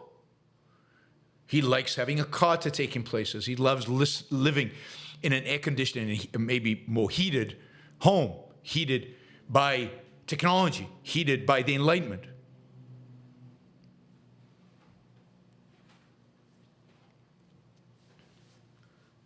So the culture we live in, all the benefits, all the good that exists in the culture is not a product of the Judeo-Christian tradition, a tradition that is anti-science.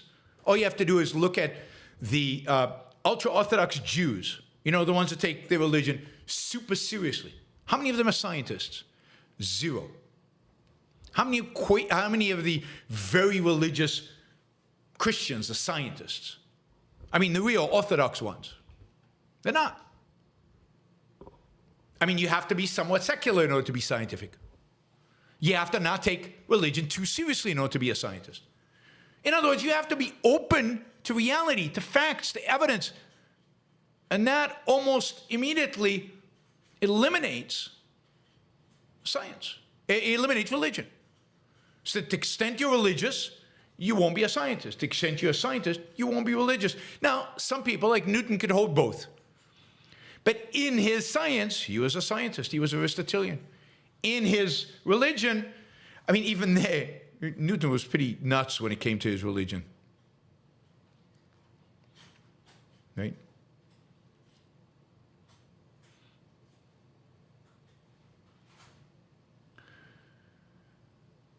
So people can be compartmentalized, as Newton was. But they need a compartment for reason. And it's the compartment for reason that allows them to achieve. It's a compartment for reason that allows for progress. It's a compartment for reason that has created the world around us. It's Aristotle's world, Aristotle's culture, of what we have around us. Religious music can be nice, just like, you know, because it appeals to certain universal values, just like reverence is not an emotion that is limited to religion. Just like you can have reverence for Hugo, whereas a Christian has reverence for God. Hugo being the author. But reverence doesn't come from religion. It comes from you and the values you admire and respect and look up to. And those values can be secular and asecular, mostly in our world.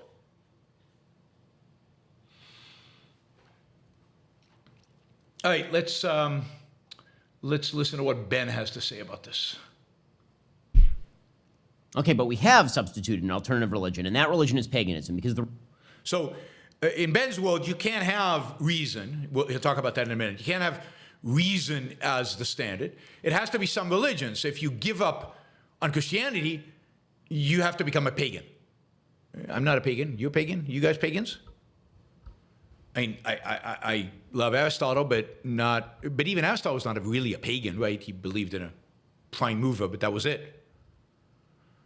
But all they can think of is in terms of faith, is in terms of belief, not in terms of fact, evidence, not in terms of reality, not in terms of science. the reality is that when you cut off a civilization from its Judeo-Christian roots, what you end up with is a paganistic replacement for that religion. Humanism devolves into paganism pretty quickly. It doesn't have to. It doesn't have to. Yeah, I guess he's calling woke paganism. He's calling the left paganism. That's one version of what happens when you give up on Judeo-Christianity. And of course, you know, Ben wrote a book about the origins of Western civilization being Jerusalem and Athens. He overstates Jerusalem, he understates Athens. The source for everything good, not everything, almost everything good in Western civilization is Athens. At the end is Athens. Everything good attributed to Christianity, even there, has its roots in Athens, has its roots in Greek philosophy. Greek philosophy is so far superior to anything that the Christians had, that the Christians basically adopted, mainly Plato early on, and later Aristotle, and brought them into Christianity because they knew they were on quicksand. They had nothing. There was no there. They needed philosophy. They needed justification for what they believed in. So they brought in the pagans. They brought in the Greeks in order to justify themselves.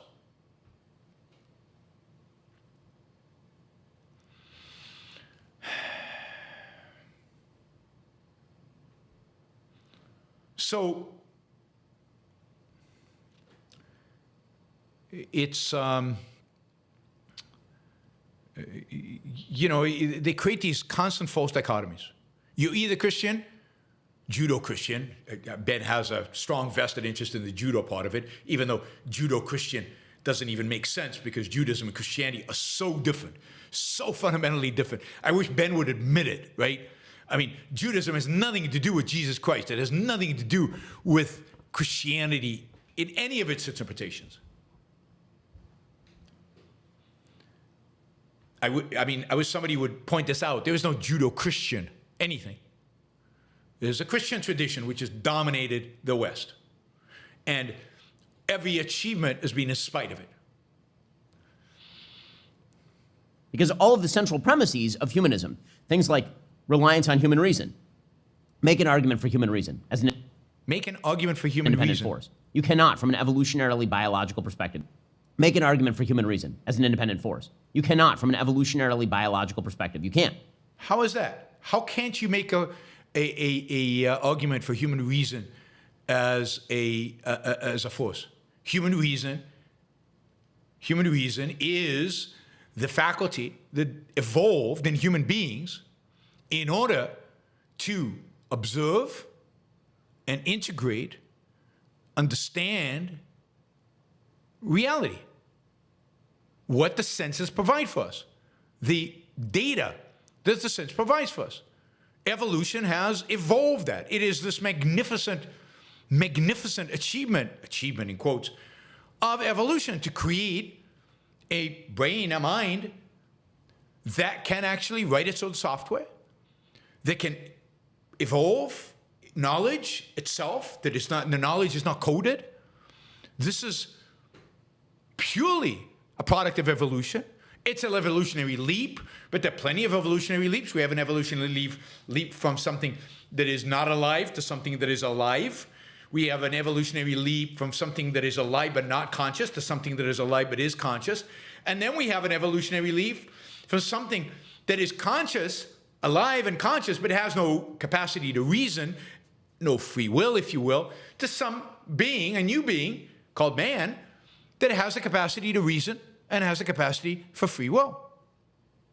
That is not, I just made the case. And indeed, every piece of new knowledge, every piece of real knowledge, and every value we as human beings have sought, we have only achieved it through the use of reason. Through the use of reason. So this idea that you cannot, what did Ben say? Let's see again what he said. Like reliance on human reason. Make an argument for human reason as an independent force. I just did. It's an independent force. It's a fact of reality. And since we know that we evolved, it's a fact of evolution. What argument beyond that can one make? It is the way in which we know reality. It is the way in which we discover truth. It is the way in which we adapt nature to fit our needs.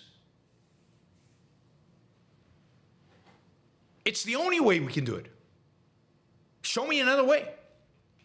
So whether we have a detailed biological explanation for how it all works, well, of course we don't. We don't know a lot of things. You cannot, from an evolutionarily biological perspective, you can't. You can say that human beings are capable of using their brains in order to adapt to their environment. Human beings don't adapt to their environment. There's another one of the common fallacies in the world out there.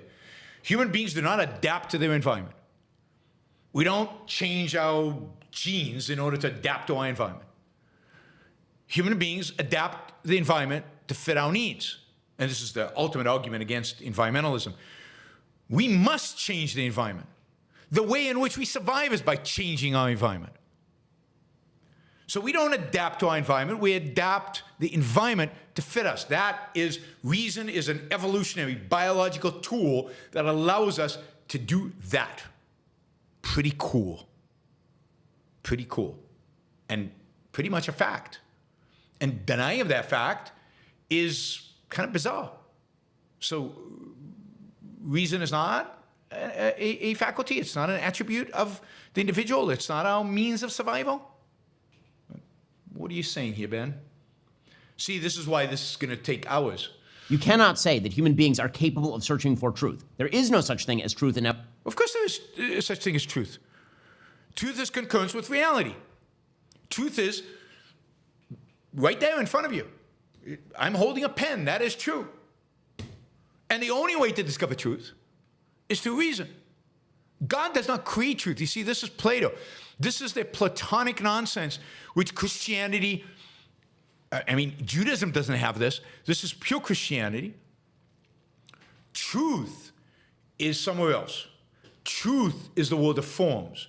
Truth is the word of God. Truth is the logos. And then it's true. Can't use reason to discover it. Can't use it. There is no reason.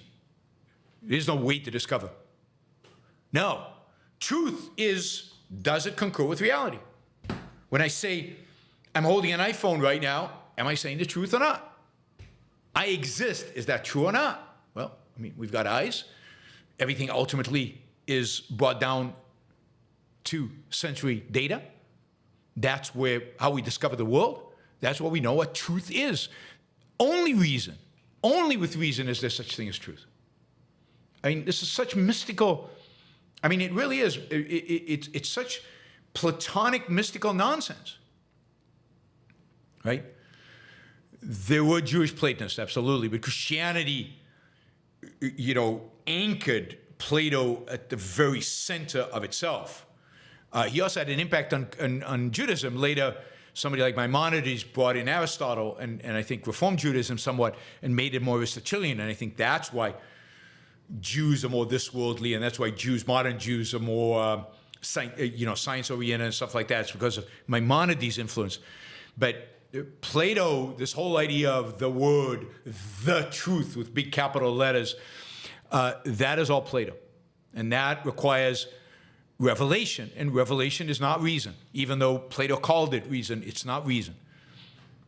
You cannot say that human beings are capable of searching for truth. There is no such thing as truth in evolutionary biology. There's just what's effective and what's not effective. But that is a false dichotomy between truth and effective. If it turns out that this fruit is poison, then it's not effective. But it's also truth about that's not a good fruit. Don't eat it. But that's exactly about truth. Evolutionary biology has to allow us to discover what is, what reality is. And the very fact that we can reshape reality, we can reshape nature, we can reshape our environment, suggests that we discover truth all the time as biological entities. It's exactly what we do. It's not about whether it works or it doesn't work. That is, nonsensical pragmatic philosophy, which, Ben, God, where are you getting this from? Sorry. Everything is utilitarian in nature. You can't make the case for higher concepts like justice or freedom.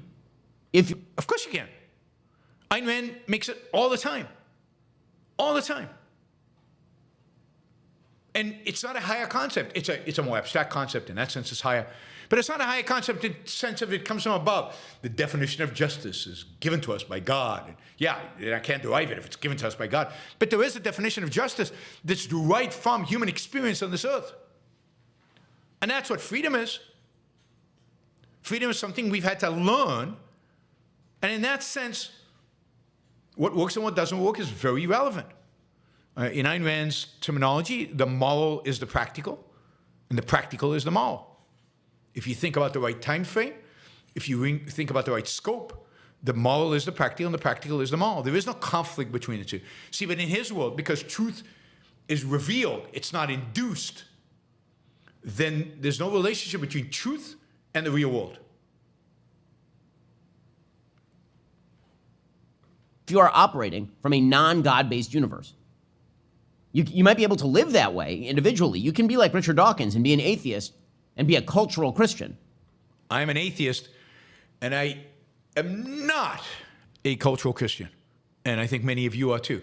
Atheists and not cultural Christians, even though you might like to listen to him once in a while, and you might even like,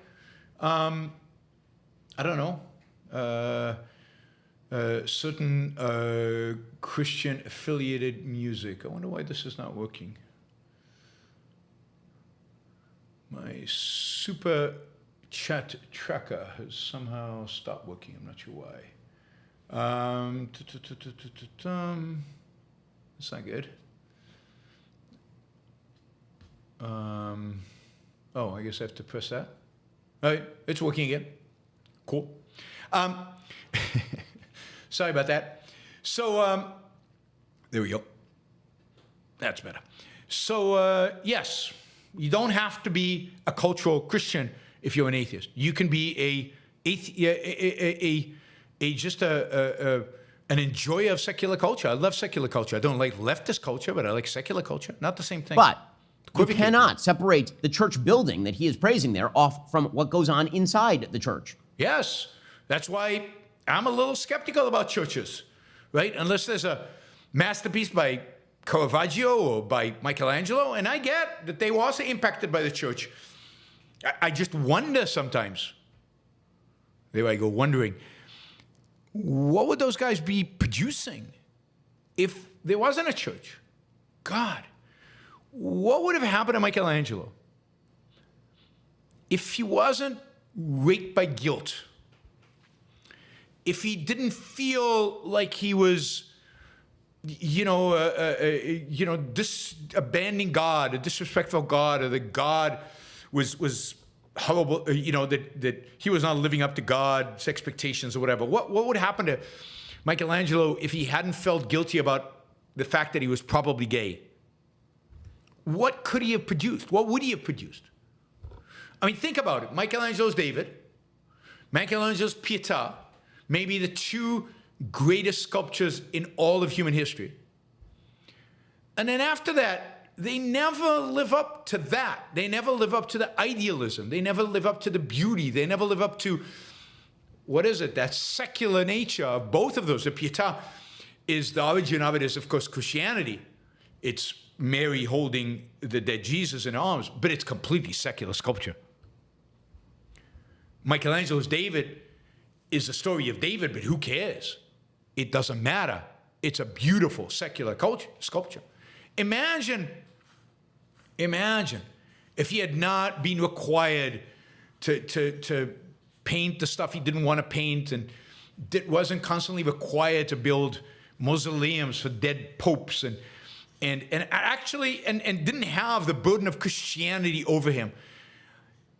Imagine if he had continued to sculpt Davids and Pietas.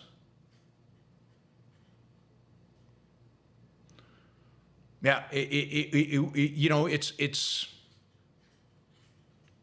Yeah, we know he was full of guilt from his journals. It's not an educated guess, it's a reality. And we know what the guilt was, right?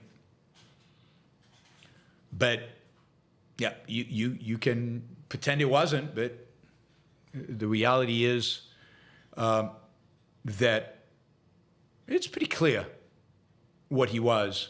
But no matter what he was riddled with guilt. You can see that in his journals. He was riddled with frustration. He was riddled with a fear of God. He was riddled by Christianity. It was a burden on his soul.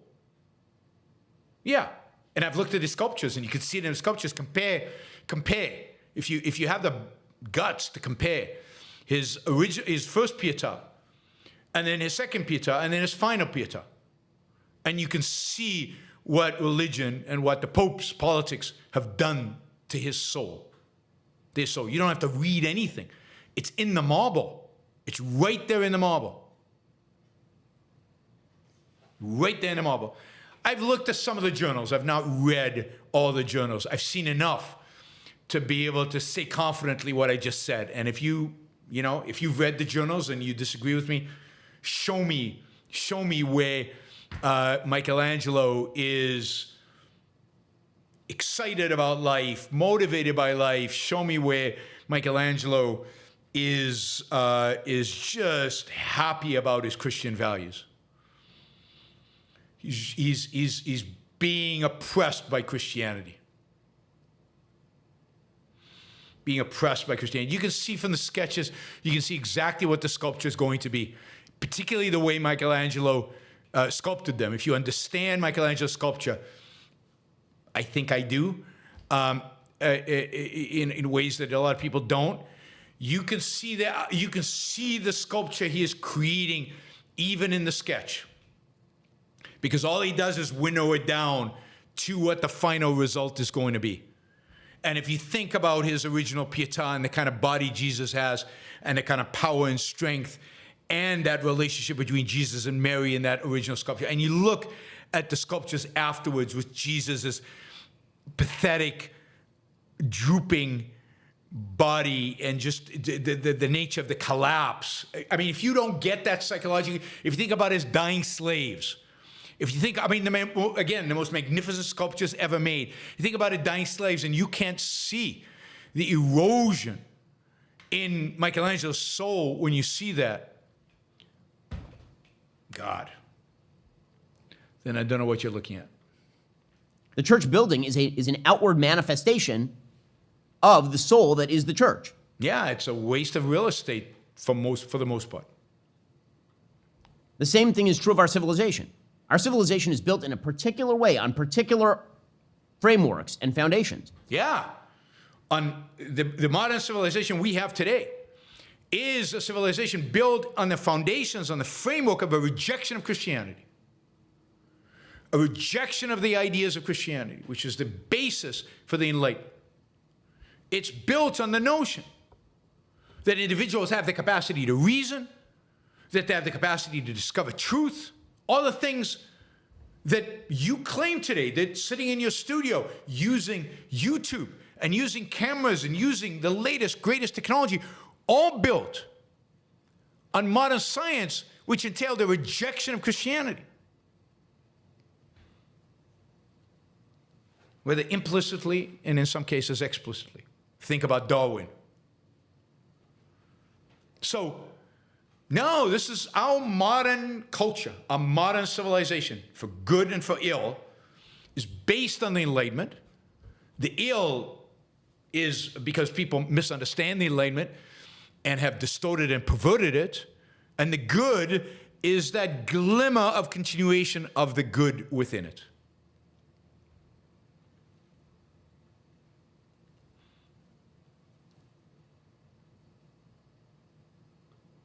And when you destroy those foundations and frameworks, what you end up with is secularist pursuit of values that ends up undermining itself and eating itself. You end up with postmodernism. You don't have to end up with postmodernism. Not every secular idea ends up in postmodernism. Ayn Rand certainly is not postmodernism. There are so many different strands of secular philosophy that are not postmodernism. Almost all of them bad, but postmodernism is not the logical conclusion of secularism. It's not the logical conclusion of the Enlightenment. Ayn Rand is. Ayn Rand is the logical conclusion of the Enlightenment. The reason that postmodernism is a natural outgrowth is because it is a natural decay. You go from a thriving civilization, an Enlightenment civilization that was in fact rooted in Judeo-Christian values. This is a thriving civilization. A thriving civilization. I mean, until the Enlightenment, until the Renaissance rediscovers Greece, Christian civilization is not thriving. It is a decayed civilization. It is a dark civilization. It is an anti-man civilization. It's only the discovery of Greek art and Greek philosophy that elevates Western civilization, starting in the Renaissance. And it does so in spite of Christianity. It does so with Christianity fighting every achievement. I mean, just read the continuation, the part 2 of the closing of the Western mind, which is called the reopening of the Western mind. And that reopening of the Western mind doesn't come from religion. Religion is what closed the Western mind. The reopening of the Western mind comes from secular thinkers. It comes from science. It comes from discovery of the Greeks. It comes from thinkers. And yes, some of those thinkers are religious and they're compartmentalizing. It comes from Aquinas bringing Aristotle back in. But Aquinas' books are considered heresy not long after he dies. Now, nobody takes that too seriously because they're pushing civilization forward, but not Christian civilization. They're pushing Greek civilization forward, and Christianity is desperately holding back unsuccessfully. Unsuccessfully. Why, for example, when it comes to capitalism, Adam Smith wrote Theory of Moral Sentiments before he wrote Wealth of Nations. Note, I mean, this is amazing to me. Note that Ben Shapiro thinks that the only place you can write a theory of moral sentiments is from the perspective of religion. Maybe, I'm not saying this is what Adam Smith did, but you can write a book on virtues and claim that capitalism is based on morality without going to religion. Morality does not equal religion. You can have a secular morality. I hope that people in this chat agree with that, maybe. Theory of Moral Sentiments is an entire book about virtue and the necessity thereof. Yeah. And then he wrote Not Wealth the of Nations, necessity which of was predicated God, on the though, idea not that when you have a necessity of religion. civilization that does in fact promote virtue, capitalism can thrive. The same. That's true. Only in a society that promotes virtue, capitalism can thrive. That's right. But does that mean Christian virtue? Oh, sorry, Judeo-Christian virtue? Or could it be a different set of virtues? Could it be a secular set of virtues? A secular set of virtues that is derived from, oh God, what works?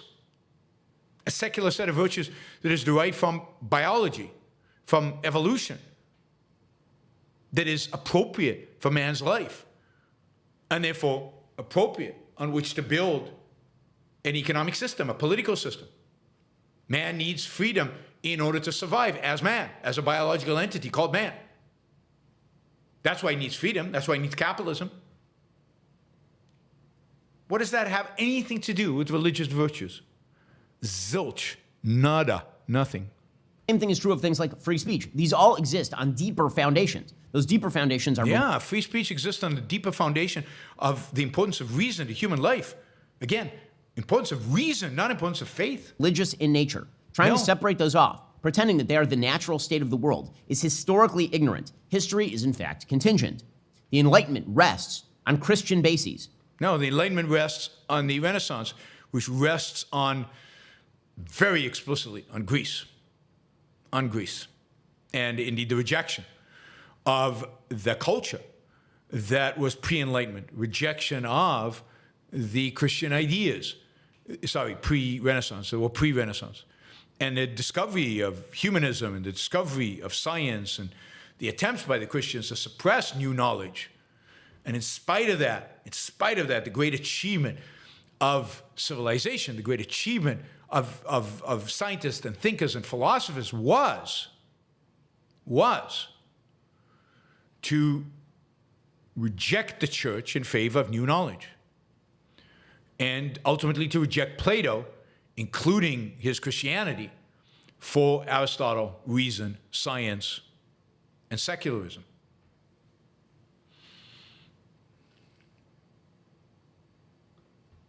Pretending that it does not means that you end up severing the two. And an enlightenment severed from its Christian bases ends in terror. No, enlightenment severed from its Christian basis doesn't end in terror. It ends in the Declaration of Independence. It ends with the founding of the United States of America. It actually ends in gulags and death camps. The cost of living has already increased 17% this year. How, for example, freedom of speech is just a Ubermensch. Because this is the point that Nietzsche was making near the end of the 19th century.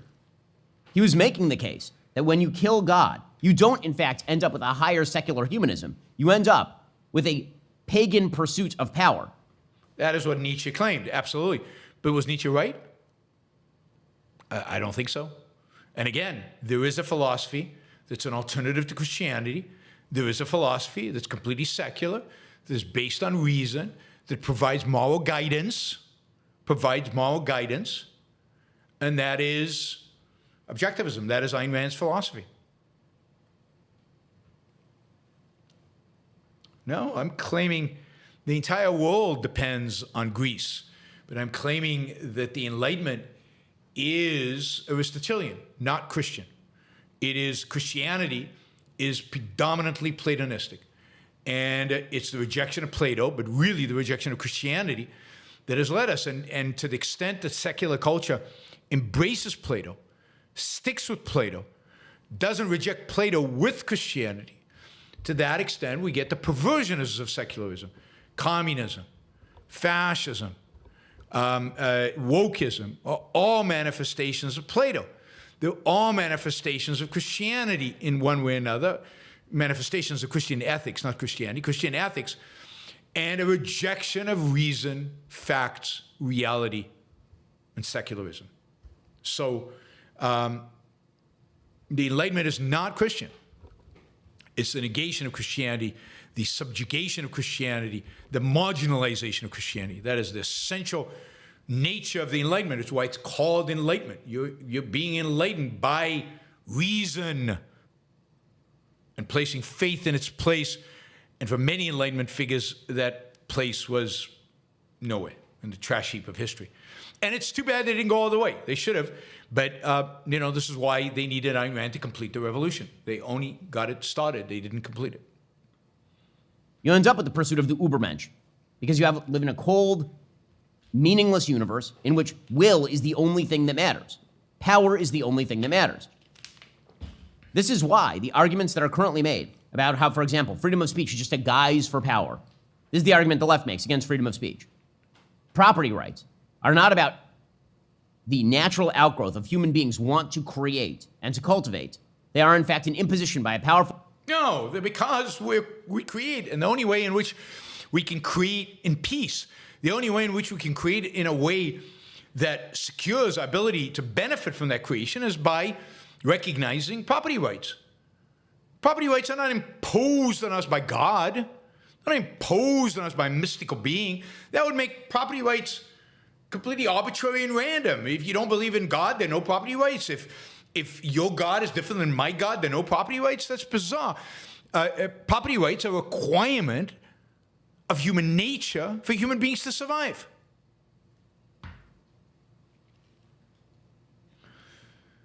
Here's one way you can think about the Enlightenment.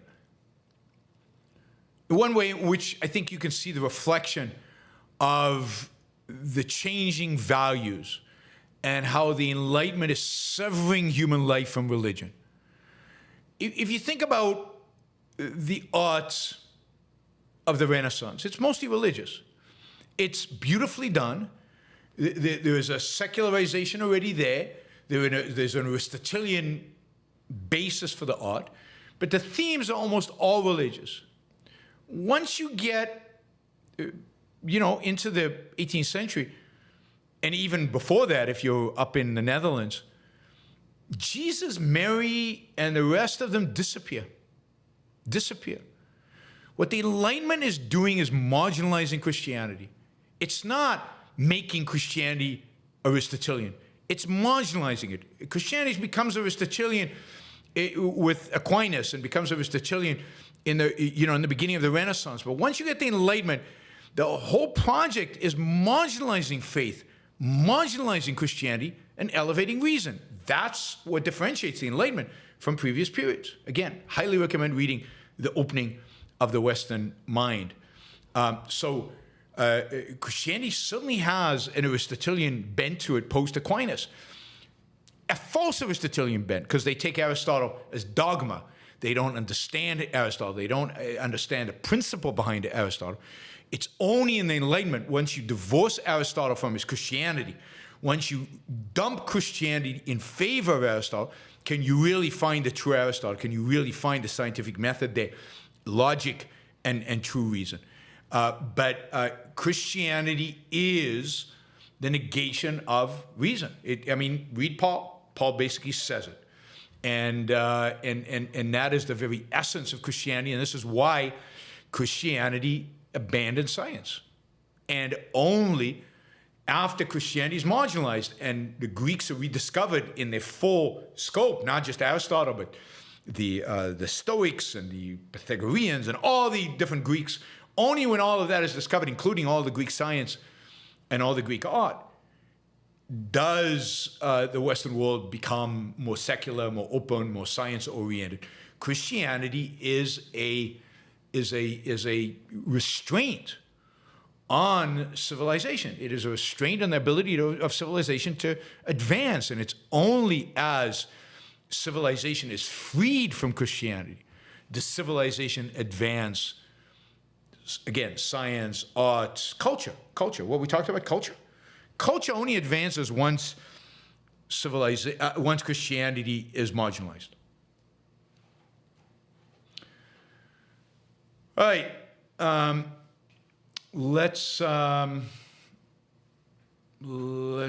going to stop here. We could go on. He says, Ben says a bunch of things that are wrong, and continues on this long path, but we're already, we're about an hour in for this segment, so let's go to answering your super chat questions, of which I have some from previous shows, so we will catch up on those as well.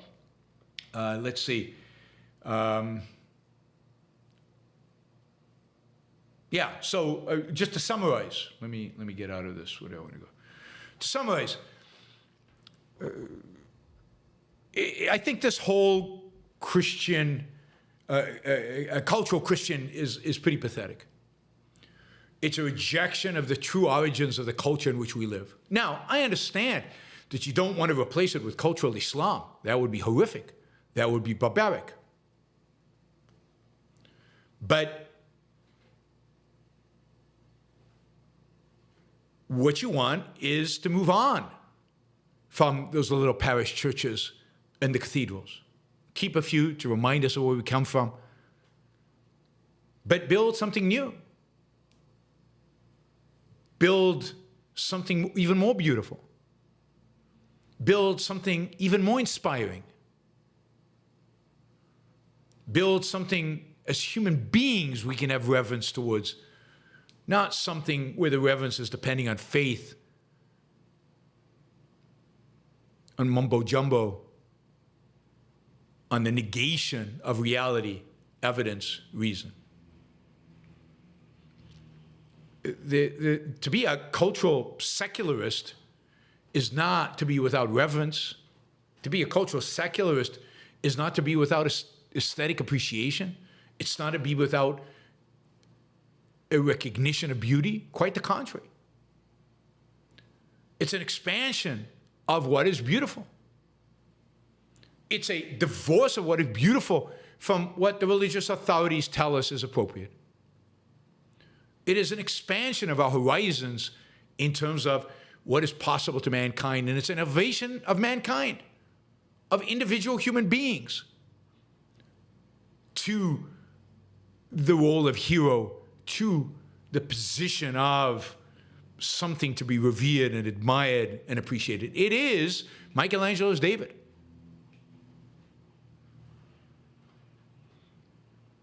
It's Christianity places man in the gutter. And it is, you know, a new view of man, an Ayn Rand view of man that elevates man above the gutter. It is the Renaissance and the Enlightenment that started that process. It is Ayn Rand that completes it with a human-oriented morality, a morality oriented towards human beings, towards their thriving, their flourishing, their success, their happiness.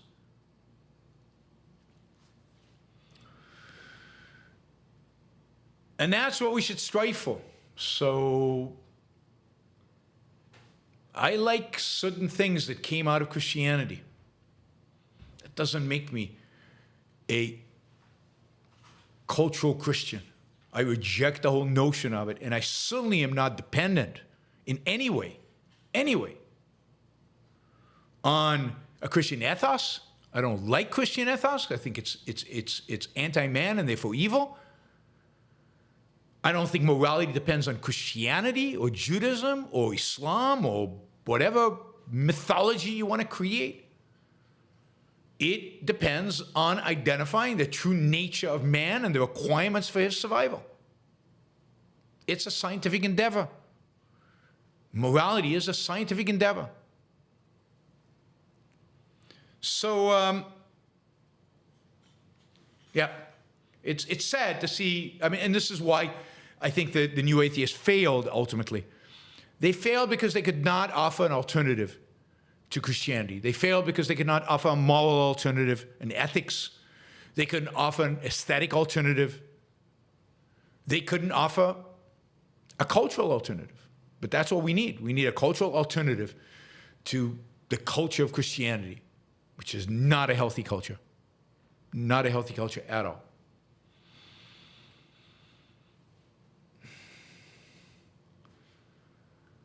All right, let's go to questions. I'll just remind you guys, we do have a new target for these shows. Again, because we're putting them all together, instead of two shows, where one is $250 and one is $650, which we usually make, if you add those up, that would be $900. I'm saying for one show, $700 for the whole show. So it's less than what we would have had, we would have raised if I'd done two shows today. And I'm hoping that we can make, not every day, but generally make the 700 target, sometimes surpass it on particular days. If you want to show your appreciation for the show, you should subscribe. If you're not a subscriber yet, please subscribe to the show. I'd appreciate that. And I think you would get an announcement of when I go live, which will be quite often, every day basically, every day of the week at least. And then I appreciate if you consider, those of you who are listening live, consider, because this is supported by listeners like you, if you'd consider supporting the show with a sticker or a super chat question. And you can do $2, you can do $1.99, you can do, what is it, $5, $10, $100, $20, whatever you want, but just it is valuable. Just to show your appreciation, value for value. I appreciate that. All right. Thank you to all the super chatters. All right, let's go back. We've got a couple of $50 questions, and then we'll go to the $20. James asked, I was listening to your recent debate with a socialist. And he seemed to be inferring that anything you own can be taken by others because everything in your possession is derived from natural resources that no one owns, because no one owns nature, because it wasn't, you didn't create it. Yes, absolutely. So this is the new, well, it's not that new, but this is the leftist argument against property. You know, the thing about the recent debate, even though he didn't actually say it, is that the person I'm debating rejects the whole idea of property. He rejects the idea of property because he sees the fundamental property is land. Land is not something you create. Therefore, land is not yours. And there's a sense in which that's true. That's why in the Homestead Act in the United States, it wasn't about just having the land, claiming title to it, is about what you did with the land. It was about improving the land. John Locke talks about this. It's about, doing something with it, making something of it. The land in and of itself is not valuable. It's what you can use the land for that gives it value. And your property right is not, in a sense, to the land. The property rights are sanctions of action. The property right is that you can do with it as you will. But doing is significant. And of course, this is why if you indeed abandon land and you don't improve it, and it's not being used for a long, long, long period of time, people can't take it. And there is provisions in the law that make that possible. And I think they're legitimate. That is, just having title does not give you ownership. You have to actually do something with it. Abandoned property is abandoned, and therefore not yours anymore. All right, Shazbad. If Tara has seen the show Andor, right, I don't remember the shadowy rebel character, Luthen. I'm not sure who you're talking about. Yeah, I can't remember. Okay, if I ever watch Andor again, we can discuss this question, but I just don't remember the character well enough. I did watch Andor, she didn't. All right, let's see. That Doodle Bunny.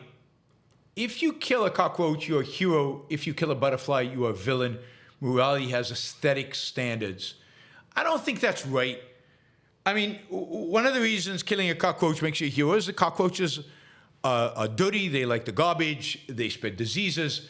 I think we've always known that. There is a reason why aesthetically we don't like them. It's because of that. It's because of the fact that they're always in the garbage and they go towards filth. A butterfly is beautiful. It has that symmetry, and it doesn't harm human beings. It doesn't now. It's not always the case. I'm sure there are beautiful creatures that are harmful. And in that case, if you kill it, then it's good. And in neither case is this particularly a moral issue, right? Killing a cockroach does not exactly make you a hero. And I hate cockroaches. And if you kill a butterfly, it doesn't actually make you an evil person. Now, if you're torturing it on purpose, that's a different question. But just killing a butterfly doesn't make you a bad person. So I'm not sure morality has really a big play in the whole issue of cockroaches and butterflies. All right, don't forget to ask questions. We're still significantly short on our goal, on where we need to be. What happens if this is from Liam. What happens if the owner of a private road is in a specific area refuse to let the police drive to the scene of a crime? Can the police force their way onto the roads without violating the rights of road owners? Yes, I think absolutely. There are certain rights that one has, rights to passage, and certainly law enforcement in its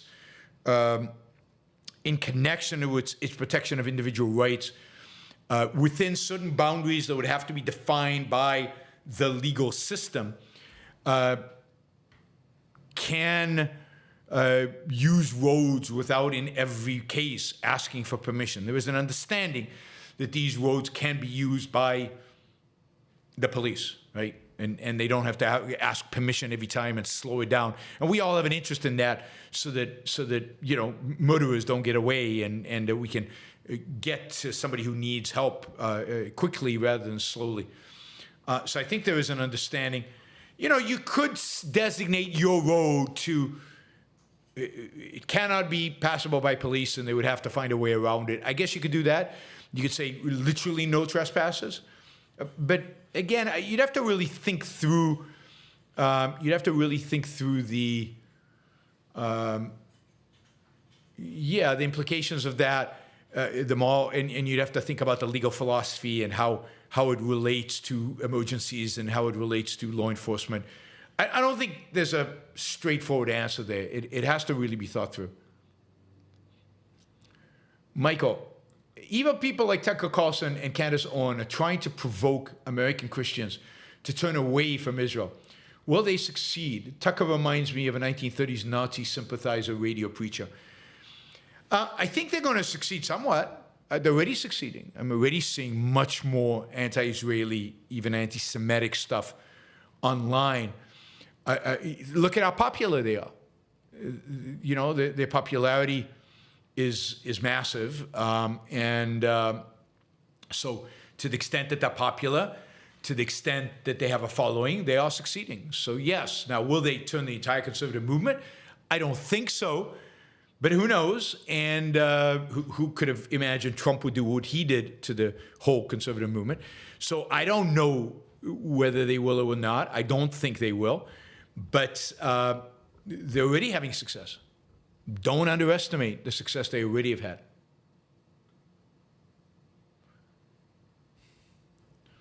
God, 5,000 Argentinian pesos is $5.76. Pretty sad for Argentina. All right, Andrew, there's an idea in philosophy that means can be chosen rationally, but ends cannot. Rand opposed that in holding that both means and ends can and should be chosen rationally. That's right. Any thoughts on why some hold that dichotomy? Yes, because what is the end? What is the standard of an end? And unfortunately, I think Aristotle was getting there, life, but still didn't have enough understanding of life to fully grasp it.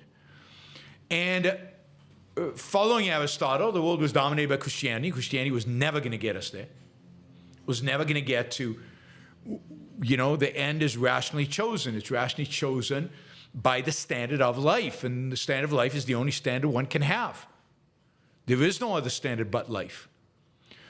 But this is where religion interferes with having a rational morality, because religion insists that the standard is beyond the grasp of reason, that the standard is mystical, that the standard is revealed, not reasoned.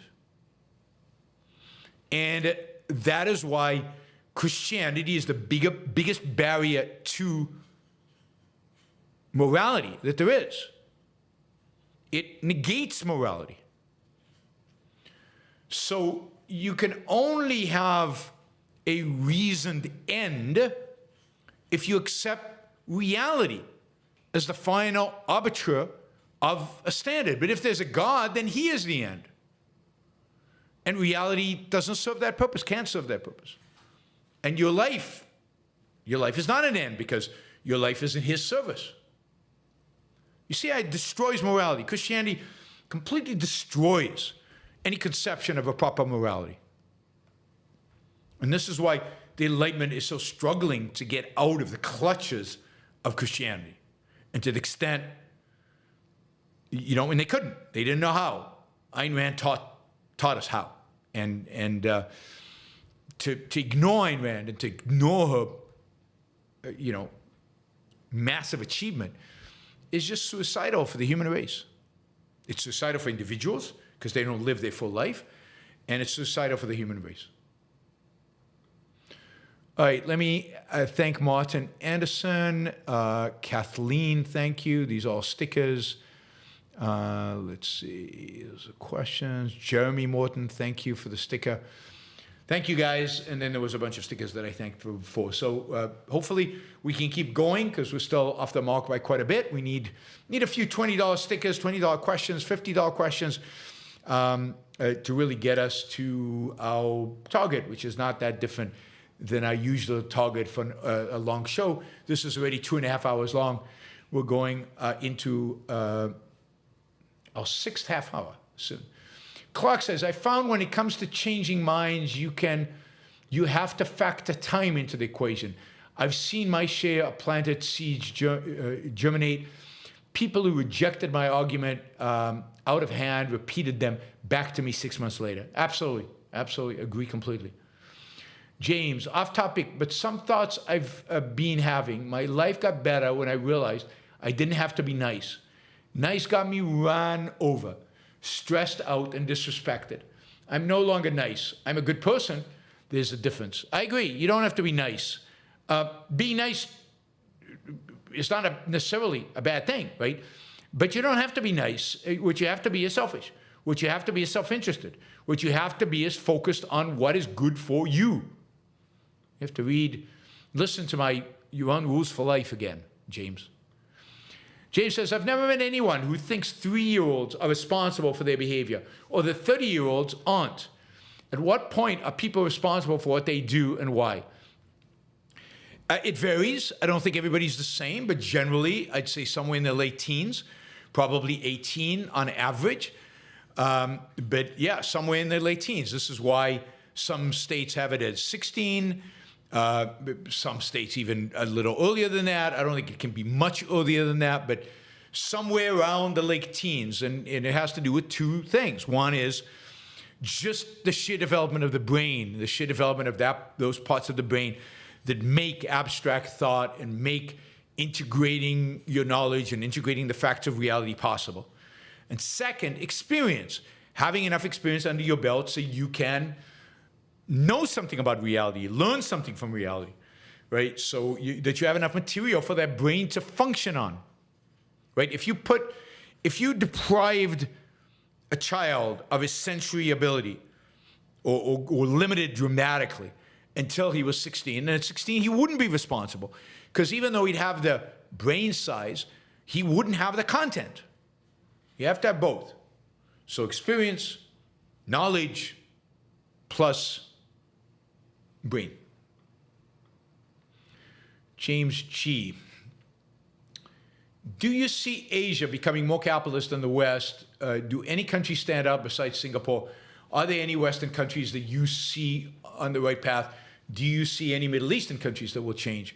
No. I really don't see. I thought Asia was on the right path, but I think the great financial crisis really had this profound anti-capitalist impact on pretty much everywhere in the world. Singapore is great, but it's got its own problems, and there's a real outcry in Singapore for a welfare state, and that is slowly increasing.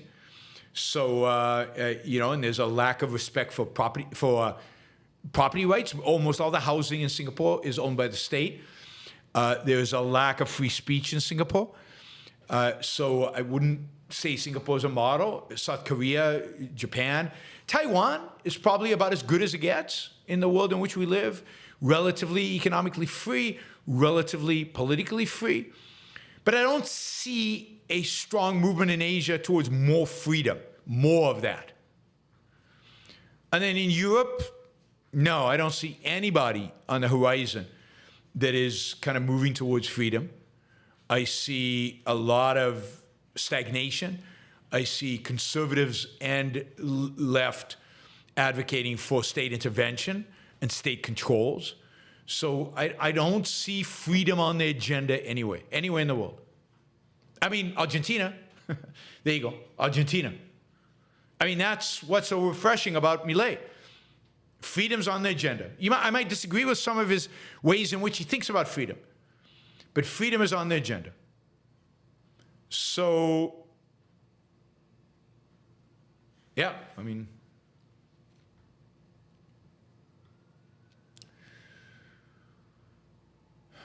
Michael asks, does any concept in your mind have to be first be observed in reality?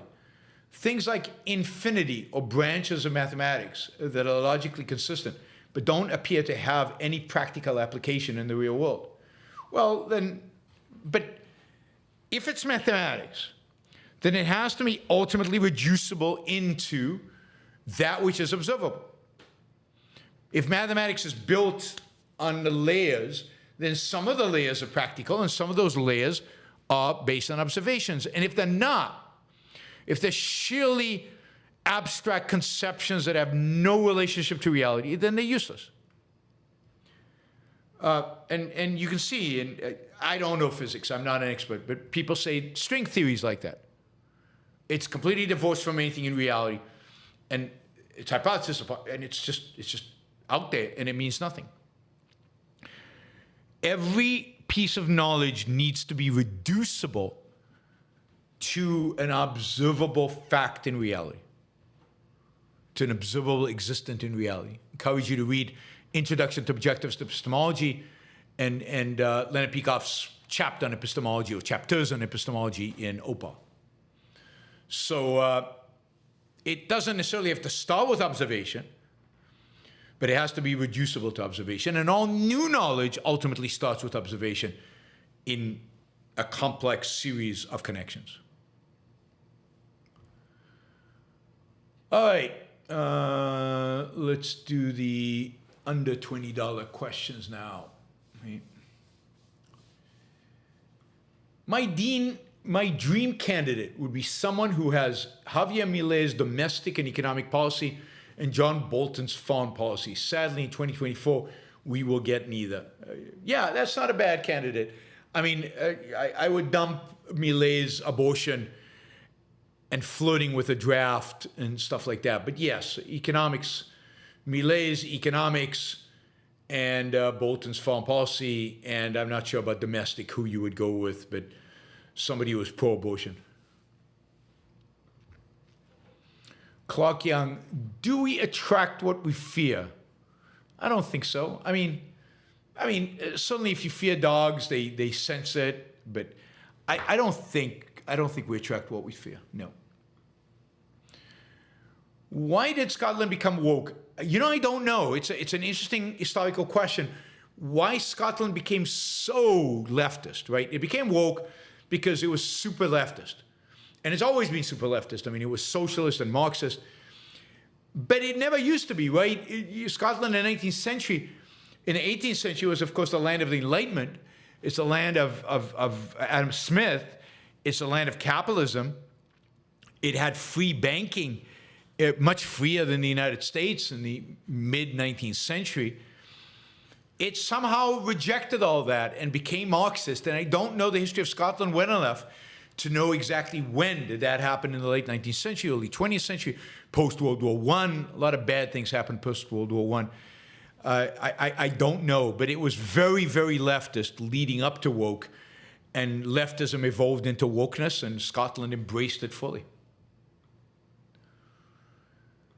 Michael says, seems like Israel is only engaging in egoism with permission, and even when they get permission, it's not much egoism. Yeah, there is no such thing as egoism with permission.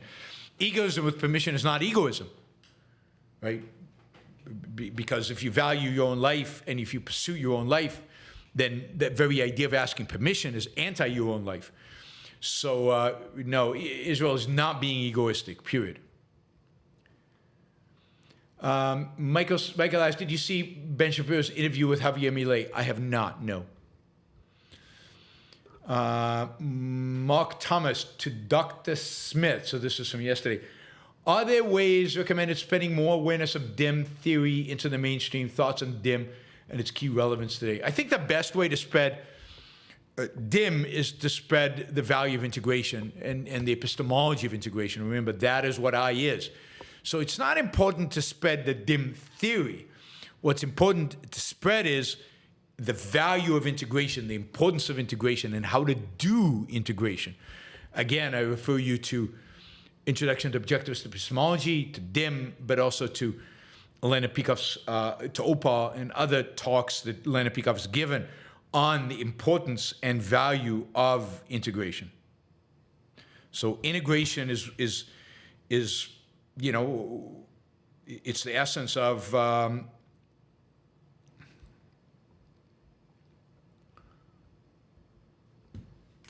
you know, is the essence of this, right?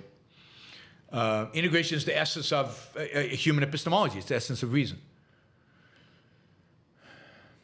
Friend Harper, acting to gain or keep proper principles that keep you to choose between other values. That's how I think of it. Yeah, the moral values are the key values. They're the principles by which one chooses all other values. They're the principles that guide your life. They're the principles that allow you to choose between right and wrong, good values or disvalues, right? To make that separation. All right, we have time. So if you guys want to ask questions, I've got a few more questions here. We've got about 25 minutes to make it a 3-hour show. So we have time for questions, so please consider doing some super chat questions. Oh, Silvanos. It just did one. Thank you, Silvanos. Really appreciate it. $100. He says, I saw a video covering the recent history of Yemen and Oman. Interesting. Surprised to see the proxy wars that have been consistently plaguing Yemen while Oman has flourished, well, relatively flourished, under a monarchy. Can you use benevolent monarchies to transition to democracy in the Middle East? Yes, I think so. But you have to transition pretty quickly because there's no guarantee that a monarchy will be benevolent beyond the particular benevolent monarch that happens to be. So that particular benevolent monarch has to be willing to transition to democracy. And if he's not, you're in trouble. So it has to happen. I think it has to happen fairly quickly. For example, you've got MBS, who claims to be a benevolent monarch.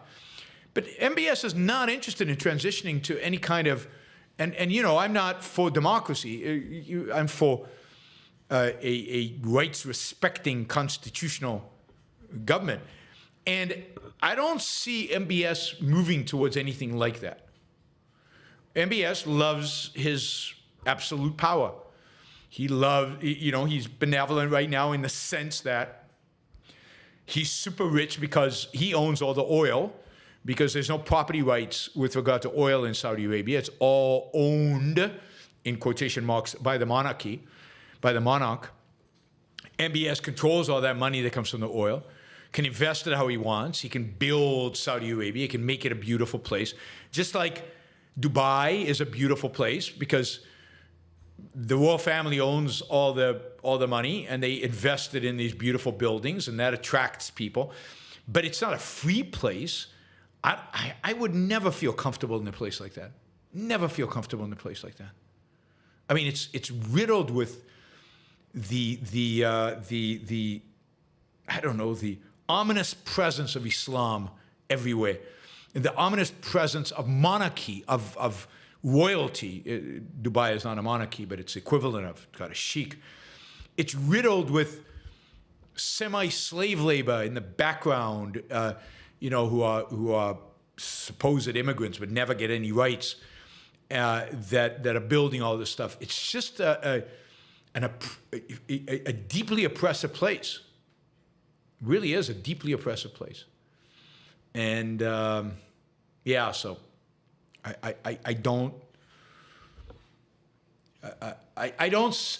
can see how, you know, having a benevolent monarchy and transitioning into a more free society can make some, you know, maybe work sometimes on occasion, but I don't think it is it can't, okay, here's the point. It can't happen without the ideas of liberty. It can't happen without a population that actually wants freedom, wants liberty. It can happen, you know, even if the monarch wants it, and most monarchs don't. Even Oman, I don't think, has transitioned to any kind of real free society, even though it's much more stable and moderately more prosperous than Yemen. Yemen is riddled by civil war, and just a horrible place to be. And Yemen's never been a great place to be. I mean, you know, Yemen kicked out their Jews a long, long time ago, and Jews have been leaving there for a long time because it's never been a good, particularly good place to live. Stephen Harper, I read that the battleship New Jersey shelled Hezbollah in the late 1980s after a terrorist attack, and the enemy were virtually defeated, but it was withdrawn because of complaints about collateral damage from the 16-inch guns. I don't know what you read and where you read it, but basically, this is the terrorist attack, and there was no Hezbollah then. I mean, it was basically Iran. Hezbollah was an Iranian agent. They hadn't really formed a structure yet. It later became Hezbollah, but these were just operatives that later organized around Hezbollah. They blew up the U.S. Embassy, and then they blew up the Marine barracks. It killed 444 Marines, I think, or 244 Marines, something like that. And then that was in the barracks, but they killed also quite a few people in the embassy. And Ronald Reagan was president at the time, and the battleship New Jersey shelled certain targets in Lebanon, but mainly pretty distant targets in the Bekaa Valley. And they launched a few missiles to the Bekaa Valley. But yeah, they were afraid of collateral damage, and they didn't defeat anybody. There was nobody to defeat. Hezbollah was a small group. They had a few bases. If you wanted to defeat somebody, you had to defeat Iran. There was nobody to defeat. Iran funded it, supported it, gave them the resources to do it, approved of the targeting of the embassy and the Marine barracks. So it was an Iranian operation. And there was nobody to defeat in Lebanon. So you weren't on the verge of defeating them. You had to go to Iran to defeat them. And Reagan didn't want to go to Iran, so he lobbed a few missiles, lobbed a few bombs, and left. It wasn't about almost defeating them. There was nobody to defeat them. All right, WCZN says new format support. Thank you. Silvano says, like the show, don't waste time on the trolls. Thank you, Silvano. I held back a little bit today. So, but yes, like the show. Please like the show. I see more people are joining now towards the end. What's up with that? We've been here for 3 hours and you're coming at the very end. If you're new to the show, please, please, please subscribe. Like the show. Please like the show. Oops, we got to echo that. Please subscribe. So, yes, thank you, Silvanos, for reminding everybody. Like the show. We've only got 108 likes, but there should be 200 likes. So please like the show before you leave. Please subscribe. Cook. But removing God from morality is relativism. Doesn't have to be. It can be, but doesn't have to be. All right, guys. 4 $20 questions. 4 $20 questions would be cool. Just so we can say that the first new format show made its target in terms of super chat. That would be cool. All right, Michael says it might be better to do shows later in the evening when people are home from work and have time to engage with the content at super chat. Yeah, but I get a lot of views on the news shows. Anyway, this is the format for now. If it doesn't work, we'll revert back to it in the fall, as I said. But for now, this is what we're going to do, primarily because in the summer, I might be in Europe.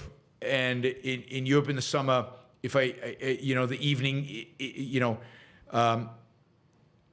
the evening will be this time on the East Coast. And if I try to do 7 p.m. on the East Coast, I'll be doing the show at 1 a.m. and I'm not willing to do the show at 1 a.m. So basically, I'm getting you ready for a European schedule, which might happen in the summer. I hope it happens in the summer, where I might be 2 to 3 months on the European time zone. Apollo Zeus, you constantly mention the statue of David as being sublime. How do female sculpture measure up in terms of beauty versus male sculptures? I mean, they do. Not much in the Renaissance.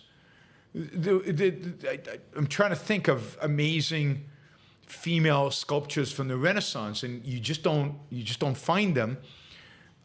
You find them in the 19th century, in the 18th and 19th century, secularization. And because the female nude, and sculpture should be nude, because the female nude is sensual, it's sexy. A male nude is not necessarily. A female nude is. It is, that's part of femininity, is sex. And it's, so that, you don't see much of that in the Renaissance. You see it in the 18th and 19th century. You see some magnificent female nudes. I don't have them right here, and you're probably not familiar with them because people are not familiar with 19th century sculpture. But there are some beautiful ones, but they're very different in terms of the values they project. They are projections of femininity, of sensuality, of sexiness. There's some magnificent, beautiful sculptures that are unbelievably sexy, and project that kind of femininity and sensuality just beautifully, just amazingly. But they're later, and one of these days I'll pull. Maybe we can do a show on sculptures of women, and I can show you some of them. I can share screen and show you some of them on a show. We can do that sometime. If somebody wants to sponsor a female nude sculpture show, we can do that. Hopefully YouTube won't object. All right, Hovsep. Thank you. That's $20. Really appreciate it. And a first super chat. His first super chat. Really, really appreciate it. Thank you for being here. His question is, did you get the fact that Armenia is a democratic country? Did you forget that Armenia is trying to join the EU and democratic West? Did you forget that Israel aids dictatorship Azerbaijan against a democracy? No, I know all that. And that is all true. You know, it is sad. It is sad that, and again, you know, the grievances between Armenia and Azerbaijan are not ones that I am familiar with. That is, they're not ones that I've studied historically. And to the extent that Armenia, and in this case, because Armenia is relatively free, it are the good guys. Armenia has also aligned itself with Russia. That's not a good thing.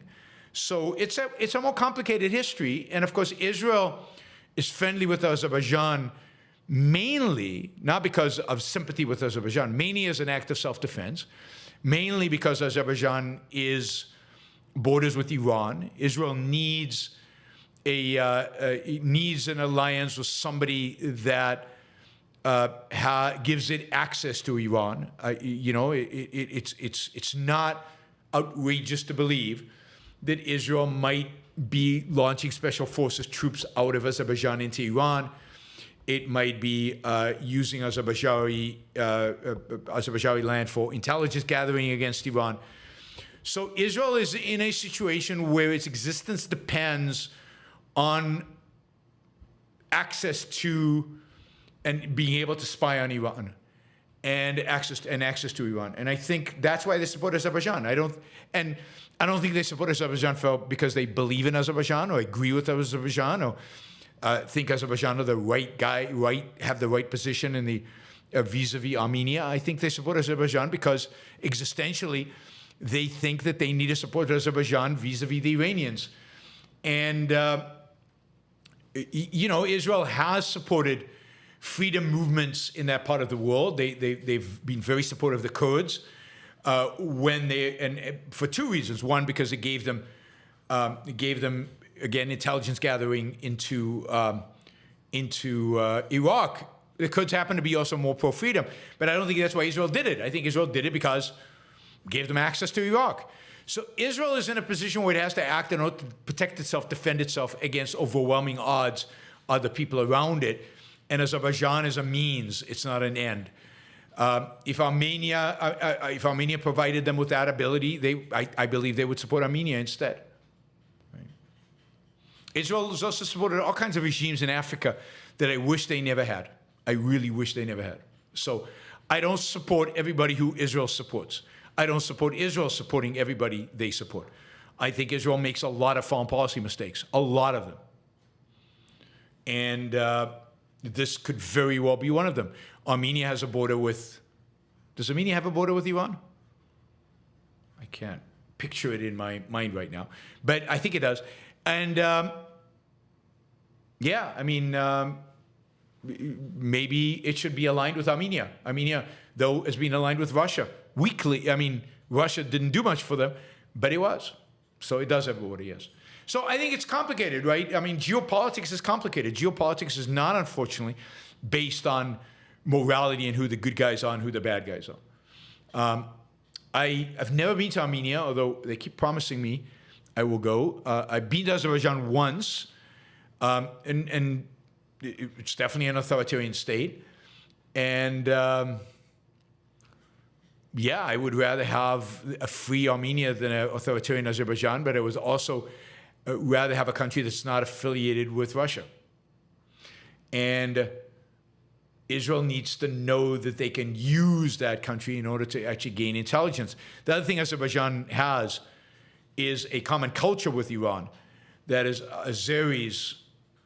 I think there's something like a third or 25% of the Iranian population are Azeris in terms of tribe. And therefore Azerbaijan has a real network within Iran that is useful to Israel.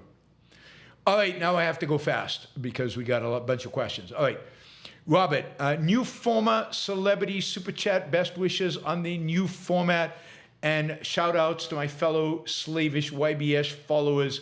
Listen and obey troops. Absolutely. No thinking required. Andrew, if our culture had a secular spirituality such as reverence for human productivity, would Dawkins choose a Christian ethics anyway? No, I don't think he would. Is it the absence of a secular alternative or the soul of man that's detrimental? Yes, but it's not absent, right? There is a secular culture. Beethoven is secular. Mozart is secular. Tchaikovsky is secular. Really, Michelangelo's David is secular, and all 19th century art is basically secular. Hugo is secular. And science is secular. Skyscrapers are secular. All of this is there. What's missing is the recognition of it as culture, as elevated. And as you said, what's missing is a reverence for human productivity. What's missing is a reverence for human reason. What's missing is a reverence for science. It's the reverence that's missing. And the explicit nature of that reverence, that's what's missing. And if it existed, then yes. If it was, then hopefully.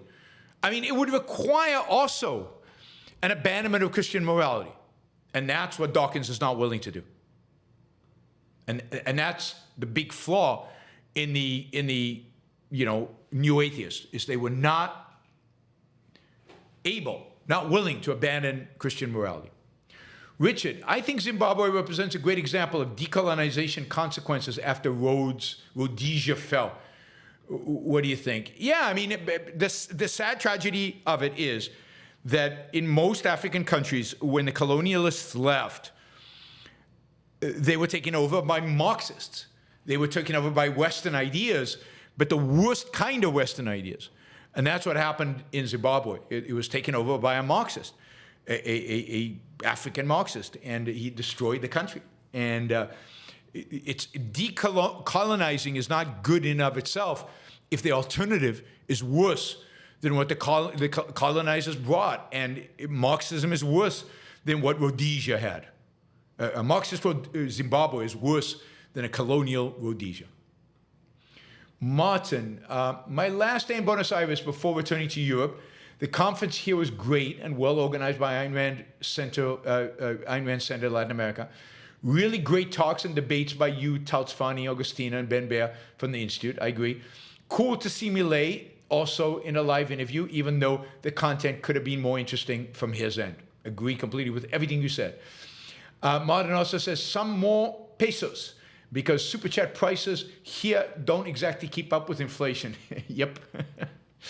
All right, we got 3 last questions. And we met our goal, so thank you guys. On the button, $700, perfect. Paul says, I appreciate a well-built male, but I find a female sculpture more cultivating. That is fine. We are all going to have our personal values, our personal things that personal aesthetic preferences, and that is amazing. Simon, in a free society with open borders, if there were terrorists that came through, what would the role of government be, and what would the solution be? I believe that the government should screen everybody coming in a world where terrorists exist, and try to identify terrorists before they come in. And if they can't do that, then catch them on the soil and imprison them, or do what they need to do. So you can never have a foolproof system, even with walls and everything, because people can use tunnels and all kinds of other ways. But the government should do what it can within reason and within the definition of the protection of individual rights to protect the citizens from terrorism. But terrorism is not that big of an issue. There's just not that many of them. It's not that big of a threat. Frank, regarding murder rates, WHO is doing the murders? Gangs? Oh, who is doing the murders? Gangs. I think most murders are domestic affairs. I think most murders are family members. And then second is gangs. But I don't know. I haven't seen a breakdown of that. But that's my general understanding, is most murders happen between family members. Remember, family is the most important thing in the world. Don't forget that. All right, thank you guys. We finished the new format. 3 hours is a long time to be with me. I really, really appreciate it. It's interesting how we grew towards the end. And so, we'll see what the patterns are as we get into this. The nice thing about this is it's going to be predictable. Tomorrow will only be 2 hours, won't be 3 hours, because I have something at 4 p.m. East Coast time. But every show other than tomorrow will be, other than when I have something at 4 o'clock, will have the option of going 3. So it'll be anywhere between 2 to 3 hours. That is the length of the show that I expect. And, I don't know that this system is creating that much more content in terms of hours. Maybe it is, but not that much more. It's just organized differently. So no Saturday show, no evening shows, except for the Monday. Maybe it is creating more hours of content. But hey, you guys are up for it, I hope. We will see. We will see if we can grow the show as well. Talk to you tomorrow, same time, same place, 2 p.m. See you then. Bye, everybody.